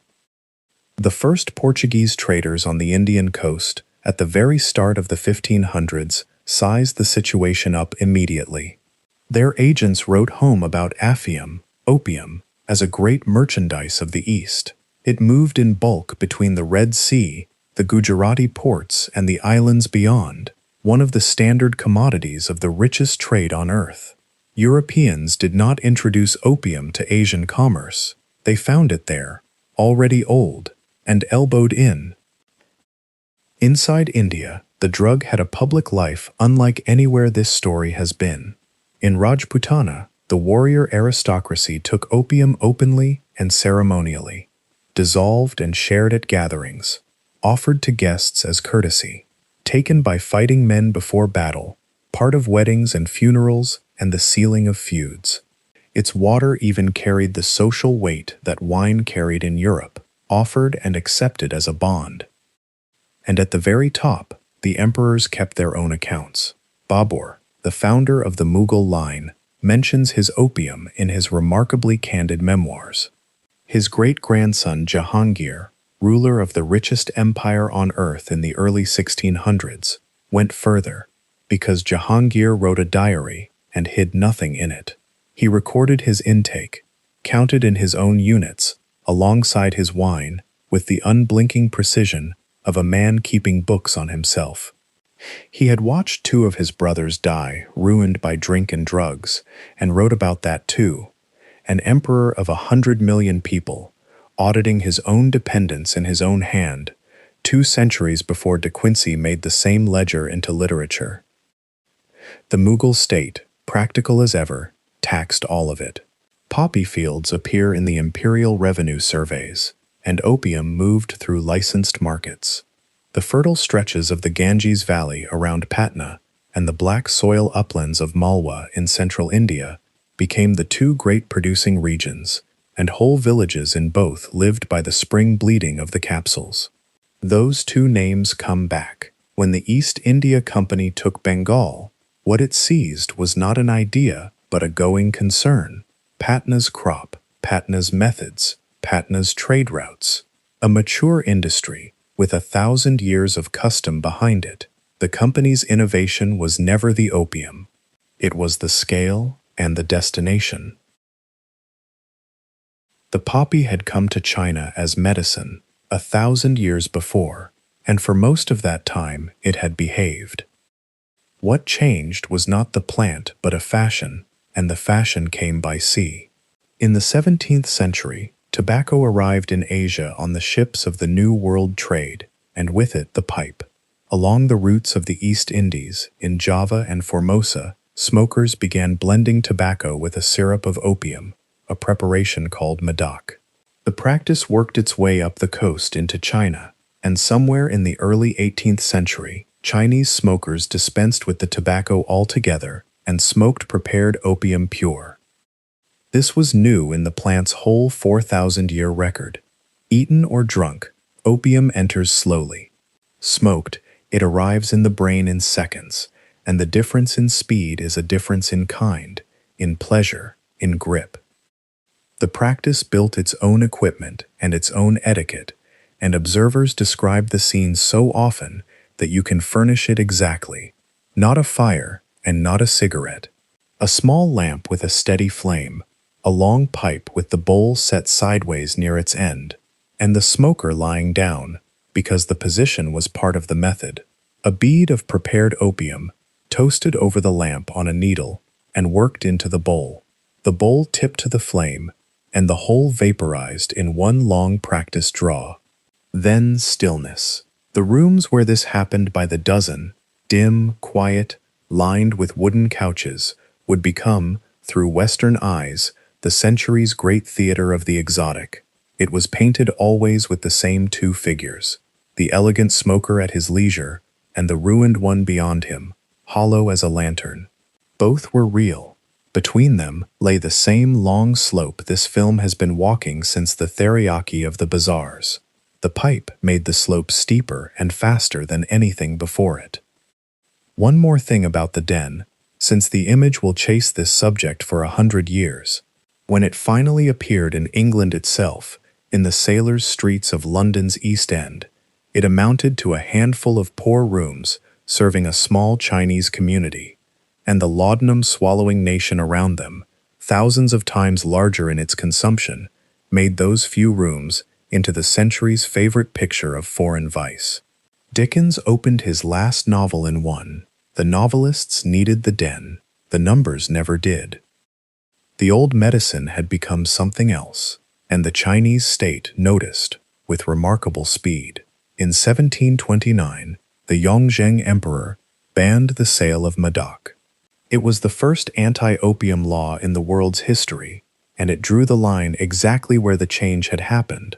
Medicine, permitted; the smoking trade, forbidden. For a few decades, the problem stayed small. Then it met the East India Company. The company had a problem of arithmetic, and it is worth stating plainly, because the whole catastrophe follows from it. Britain bought tea from China, millions of pounds of it, and China, self-sufficient and uninterested, bought almost nothing back. The trade balanced only in silver, and the silver flowed one way, out. What the company needed was something China would buy. In Bengal, after 1757, it ruled the very provinces where the poppy grew best. The machine it built was tidy on paper and monstrous in sum. From 1773, the company held a legal monopoly on Bengal opium. Peasant cultivators were advanced money against the crop and bound to deliver at the company's price, and the price was set where monopolies set prices. The raw sap came down the Ganges by boat to two enormous government factories, at Patna and at Ghazipur. What happened inside them is worth seeing, because a British artist eventually drew it. The pictures are among the strangest industrial images of the century. In the mixing rooms, the season's opium was blended in vats to a standard consistency, tested batch by examiners. In the balling rooms, men sat in long rows, each at his little stand with his brass cup and his supplies. Hour after hour, each man took a measured lump of opium and built a sphere around it, a shell of pressed poppy petals, pasted layer by layer with a syrup of low-grade opium. The finished thing was the size of a small cannonball, with the drug sealed at its heart. A practiced hand made dozens a day. The balls went to drying racks in a stacking hall. Picture an interior like a great library, tiers of shelving rising to the roof, except that every volume in it is a ball of opium, tens of thousands of them. Small boys climbed the tiers all day, turning each ball so it dried evenly, checking for mold. Then the packing, a chest of mango wood, 2 layers of 20 balls nested in dried poppy trash, the company's marks stamped outside, roughly 60 kilograms of opium the chest. Sealed, graded, guaranteed. Patna and Benares, the 2 great brands. It was, by any technical measure, superb quality control, the most standardized drug manufacture the world had yet seen. Dioscorides' lozenges scaled up to empire. The factory at Ghazipur, by the way, never stopped. It stands today, walled and guarded on the same ground, producing opium alkaloids for the world's legitimate painkillers, the oldest factory of its kind on Earth. And then, the one elegant hypocrisy that made it all deniable, the company did not ship opium to China. It auctioned the chests at Calcutta, in the commercial heart of the city, at sales the whole trading world attended. The auctions were events, and fortunes moved on them. The merchant houses of Calcutta speculated on opium the way other exchanges speculated on grain. And the gap between the company's cost in the fields and the hammer price in the sale room was, for decades, one of the great margins in world commerce. The private country traders bought the chests. What they then did with them, on the China coast, off Canton, at the anchorages where fast boats came out from shore, was, formally, not the company's affair. The proceeds, paid into the company's treasury at Canton, bought the tea. The numbers walked steadily up, a few thousand chests a year at the century's turn, 10,000 by the 1820s, 40,000 chests in the peak years before the war, 60 kilograms the chest.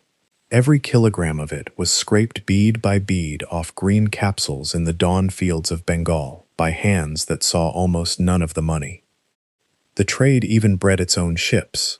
The opium clippers were the thoroughbreds of the age of sail. Long, low, over-sparred, built to beat up the China Sea against the monsoon. The drug could now move in every season, and the first cargo of the new crop could catch the best prices. Sailors wrote about them the way men write about racehorses. Some of the most beautiful vessels ever launched, crewed by some of the hardest men afloat, existed for one purpose: to carry contraband narcotics faster than anything the Chinese coast could put in their way. When the trade finally died, their design lived on in the tea clippers that still hold the record books. The loveliest things this commerce ever made were made to outrun the law. Opium became, by some reckonings, the most valuable single commodity trade of the age, and the silver that had flowed into China for a century turned and flowed out. Follow both ends of that flow, because each was a slow catastrophe with a different face. At the near end, the smokers, boatmen and porters first, in the ports where the chests landed, then soldiers, clerks, minor officials, then upward into the gentry, until the pipe was general in whole provinces, and the memorials to the throne stopped estimating smokers in thousands. At the far end, the silver, and this is the part that made the crisis reach every farmer in the empire, including the millions who had never seen opium. Chinese taxes were assessed in silver, but the countryside earned and spent copper coin. As the silver drained seaward, its price in copper climbed, which meant a peasant's unchanged tax bill quietly grew, year over year, into a heavier and heavier weight of copper. A farmer in a province 1,000 miles from Canton was paying for the opium trade without ever touching the drug. That is why the throne came to see the pipe not as a vice problem but as a solvency problem, and empires move on solvency. China's laws said no throughout, and said it louder as the chests multiplied. At the century's end, the throne banned the import of opium outright, and then the growing of it at home, closing on paper every door at once. On paper, the trade's answer to each new law was always the same. The price rose. The traffic moved a little further offshore, and the officials whose job was the door acquired an income from the doorway. The trade ran on corruption at the edge of the empire, and everyone concerned knew it. In London they knew it too. The moralists said their piece in Parliament, and the revenue answered. The company's own directors wrote a phrase that deserves its place in the record. Opium, they called it, is a pernicious article of luxury, which ought not to be permitted, but for the purpose of foreign commerce only. Read that sentence twice. They wrote it down. That is the whole 19th century in 20 words. In Peking, the Daoguang emperor read memorials on the draining silver and the spreading pipe, and in 1838 he decided on suppression in earnest. The man he sent south had a reputation that preceded him, Lin Zexu, a scholar official of demonstrated incorruptibility, which was precisely the qualification the assignment required. Lin arrived at Canton in March 1839 and moved with a speed the foreign merchants had never seen from a Chinese official. Within days he had demanded the surrender of every chest of opium on the coast, and bonds from every trader promising, on pain of death, never to bring more. When the merchants stalled, offering a token 1,000 chests in the old style of negotiated corruption, Lin did not negotiate. He sealed the foreign quarter. The Chinese servants and cooks walked out on his order, and supplies stopped at the gates. Some 350 foreign merchants found themselves besieged in their own warehouses by silence, unharmed, untouched, and completely stuck. And while he waited, Lin wrote a letter. It was addressed to Queen Victoria, one sovereign to another, and it asked her a question that has not aged. "We have heard," Lin wrote, "that opium is forbidden with the utmost strictness in your own country. That is because the harm caused by opium is clearly understood. Since you do not permit it to harm your own people, you ought not to have it sent to harm the people of other countries. Suppose men of another country carried opium to England and seduced your people into smoking it. Certainly your honorable ruler would deeply hate it and be bitterly aroused." The letter, so far as anyone can establish, was never delivered to the Queen. A translation ran in the London press, was admired as a curiosity, and changed nothing.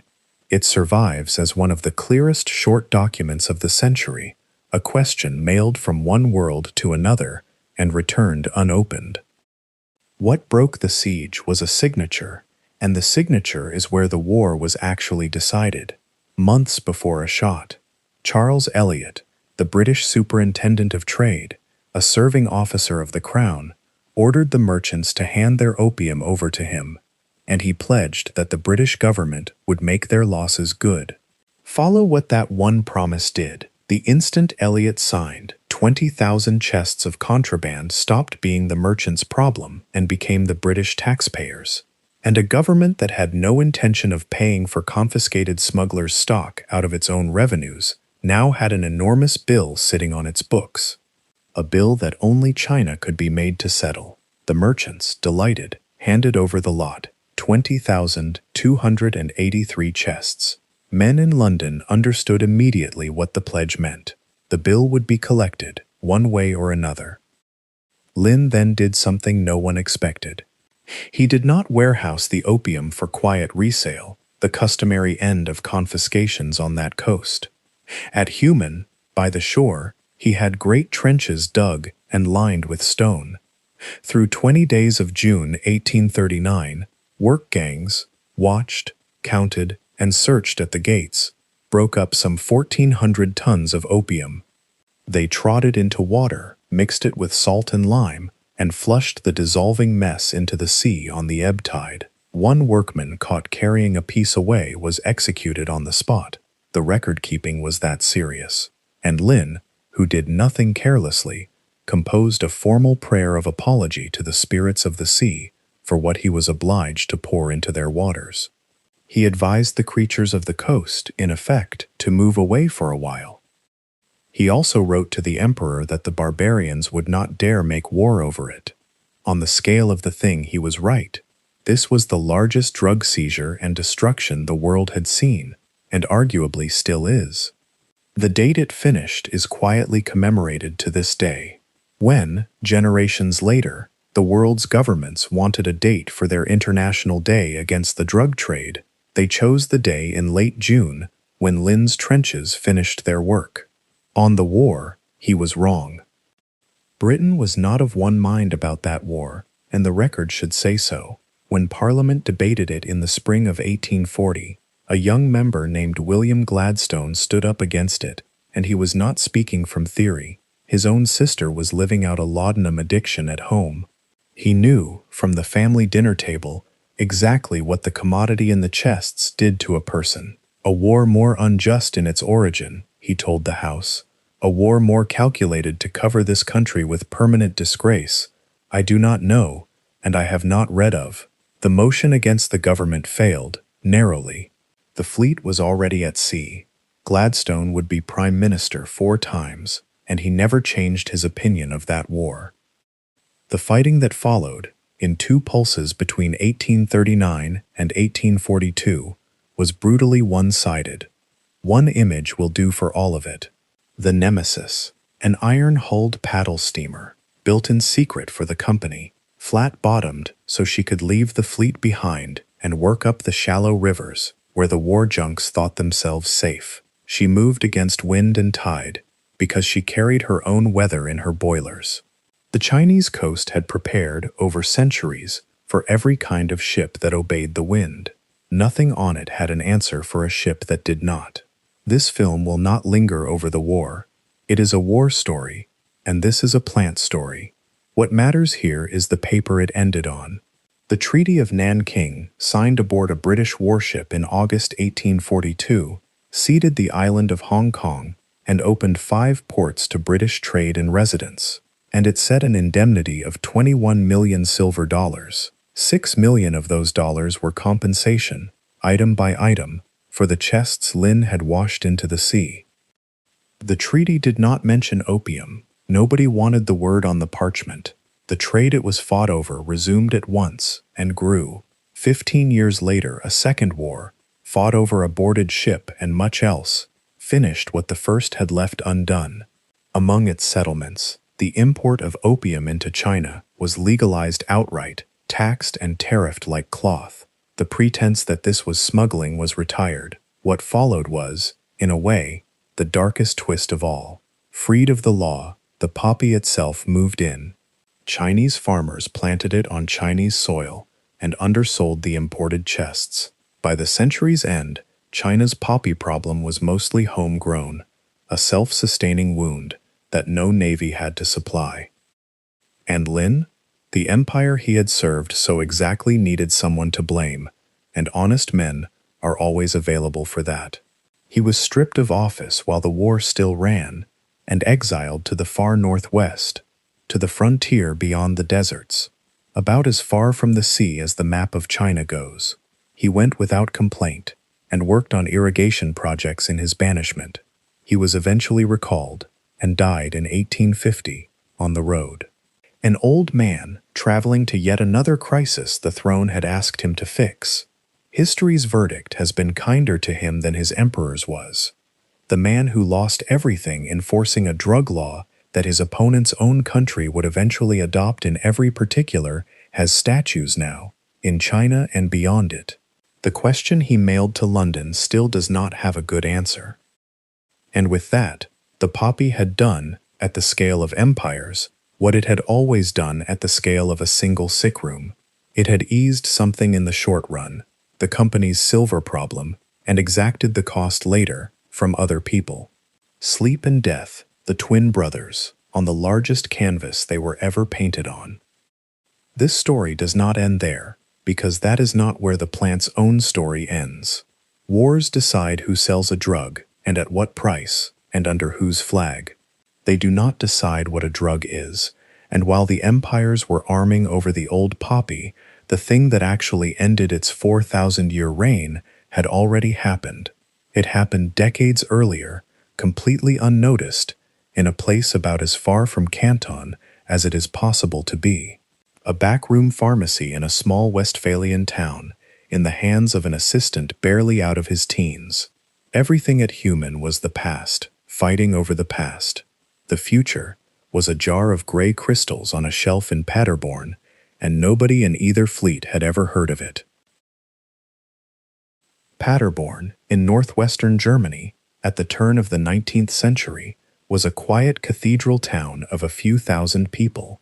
In the cross pharmacy there, an orphaned court clerk's son, named Friedrich Wilhelm Serturner, was serving out his apprenticeship. He had no university, no laboratory but the pharmacy's back bench after hours, and no standing whatsoever in the world of science. He had, however, a good question.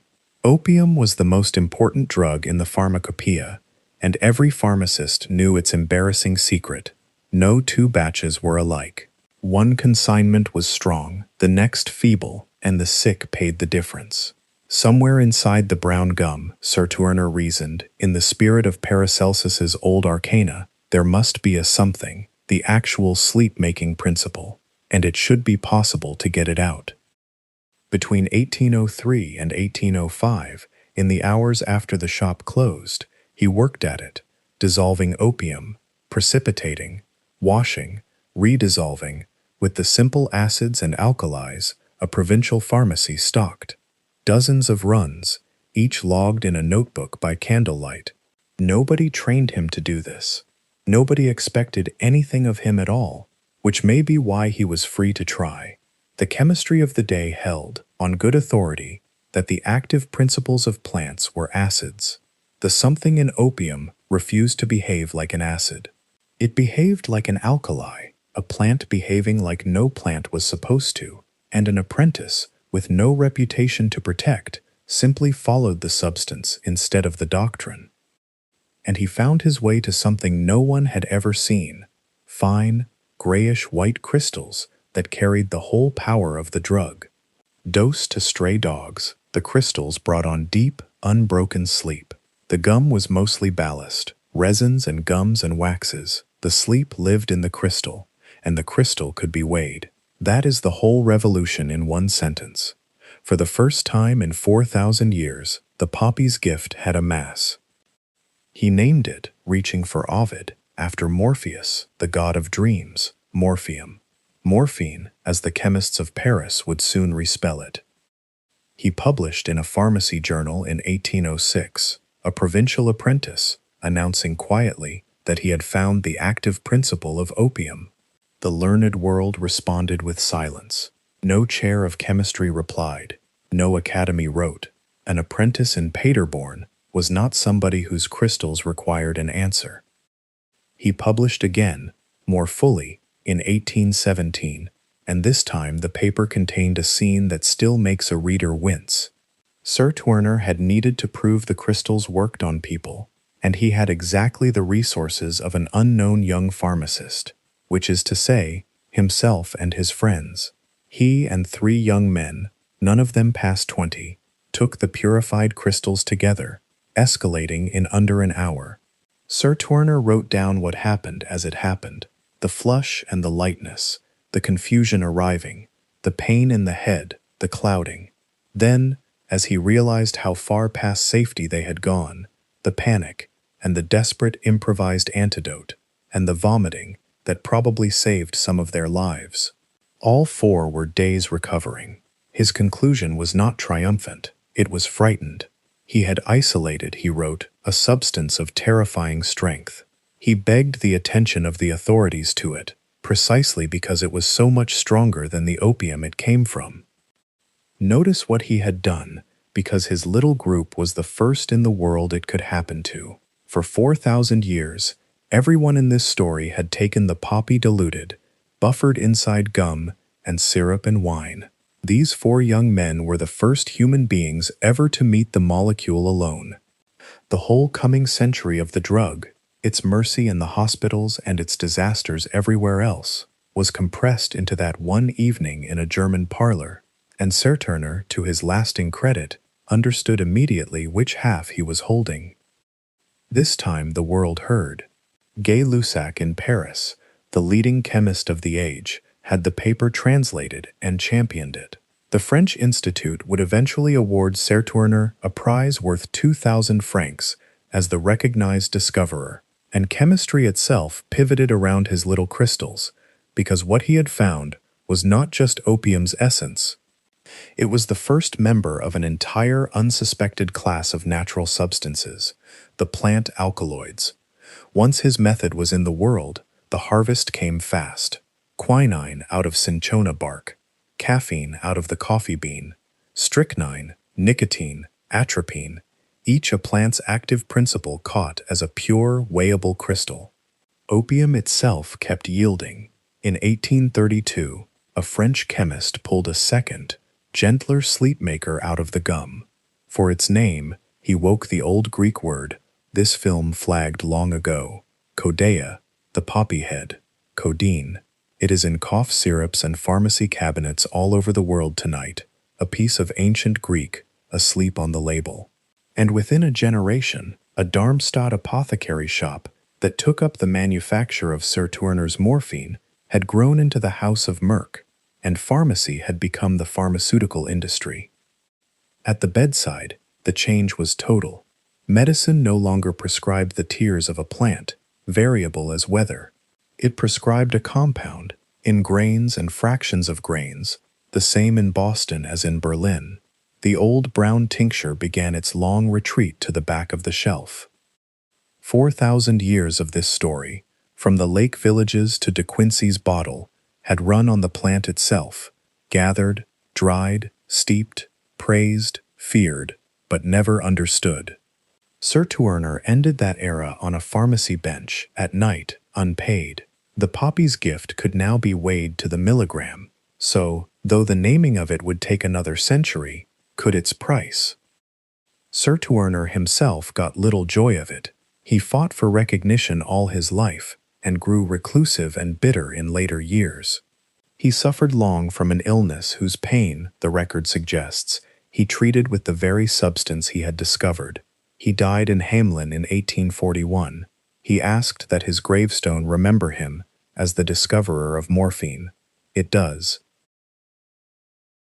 The century had one more move to make, and it made it with a piece of hardware. Morphine could be weighed, but for its first 40 years it still entered the body the old ways, swallowed, or rubbed into a blistered patch of skin. Then, in the 1850s, instrument makers in France and Scotland arrived, almost together, at the device the pure crystal had been waiting for. A small syringe driving a hollow, pointed needle. An Edinburgh physician named Alexander Wood, treating the nerve pain of an elderly patient, injected dissolved morphine directly under her skin near the painful spot and reported his results. The pain went out like a lamp. The profession's excitement was immediate and total. And inside the excitement sat a beautiful, reasonable, wrong idea. Doctors of the day widely believed that craving came from the stomach, from the drug's repeated passage through the digestion. Bypass the stomach with the needle, the reasoning went, and you got the mercy without the trap. It made sense. It was the opposite of true. The needle delivered the drug faster and more completely than swallowing ever had, and faster, as the story of the Chinese pipe had already shown once, is not a detail with this plant. Faster changes what the thing is. A legend grew up later that the first person destroyed by injected morphine was Wood's own wife. It is untrue. She outlived her husband comfortably, but the legend's existence tells you what the next generation had learned about the needle and wished someone had known sooner. Then came the demonstration at scale, and it was a war. Between 1861 and 1865, the American Civil War put more traumatic injury in front of physicians than any event in medical history to that point. The medical corps answered with the poppy, in every form the age possessed. Opium pills issued by the million, morphine dusted straight into wounds, dissolved for the new syringes. It was doled out in field hospitals where it was, very often, the only real mercy available between the surgeon's saw and the grave. No one apologizes for this, and no one should. It was the right medicine in the worst circumstances. The bill came afterwards, though its exact size is one of the disputed numbers of history. For decades, writers spoke of the soldier's disease, a generation of veterans wired to morphine, and the phrase has been repeated so often it feels like a fact. Modern historians who have gone digging urge caution. The term itself barely appears in the period's own records, and the count of afflicted veterans was never actually made. This film will not pretend the number exists. What is certain is softer but still heavy. The war normalized the needle across an entire medical generation.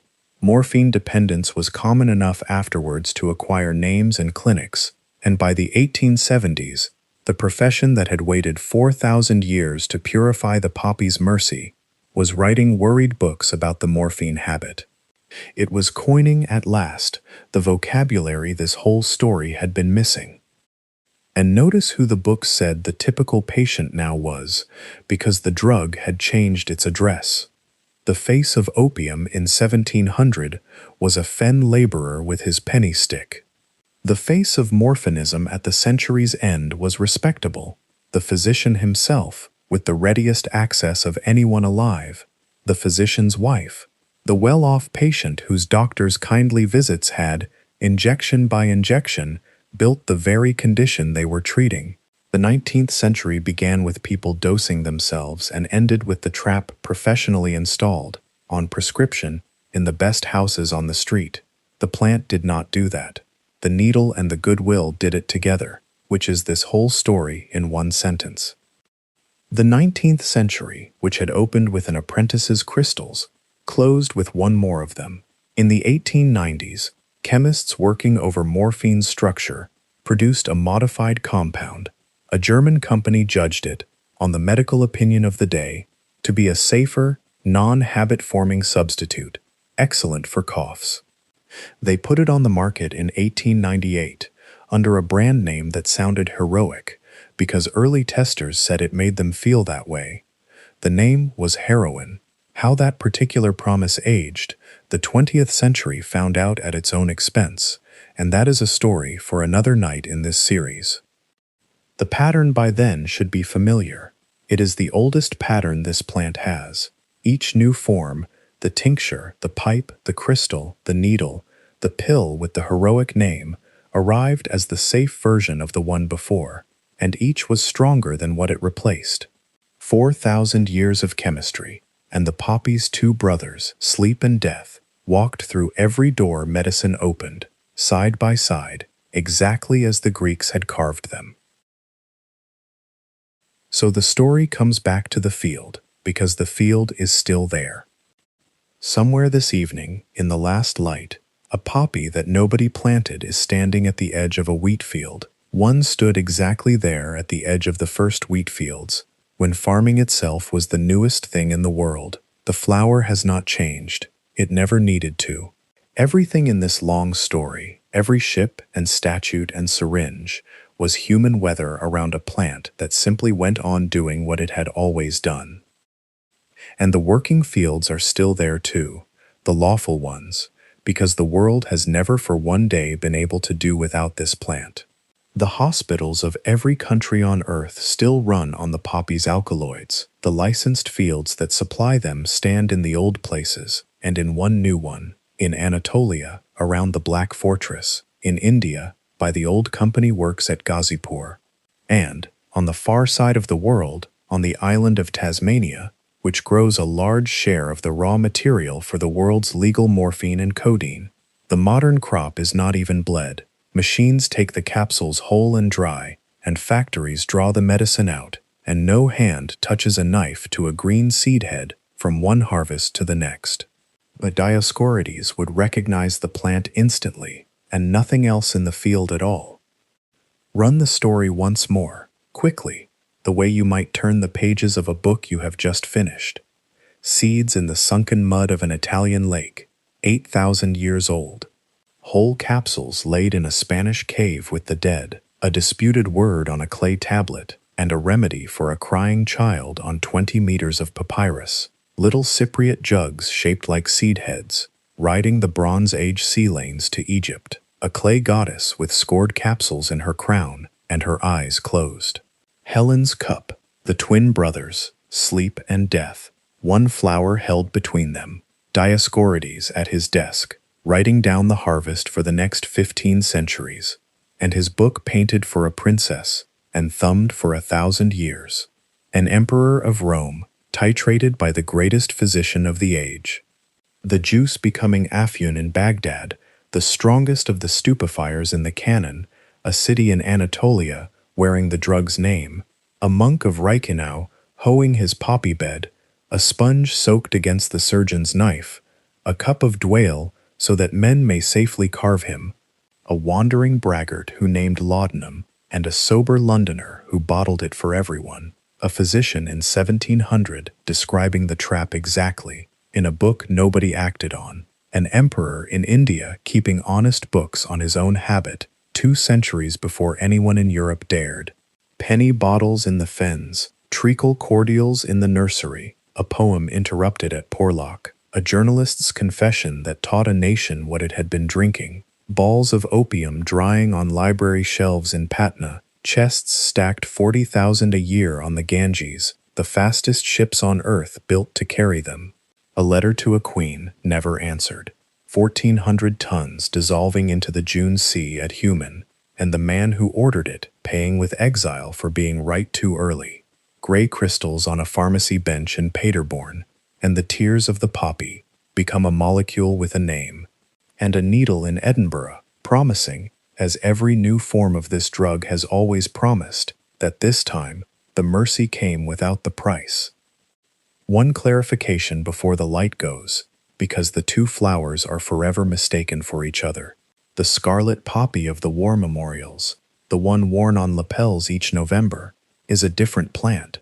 It is the corn poppy, the little wild cousin that owns the same broken ground but carries no story in its sap.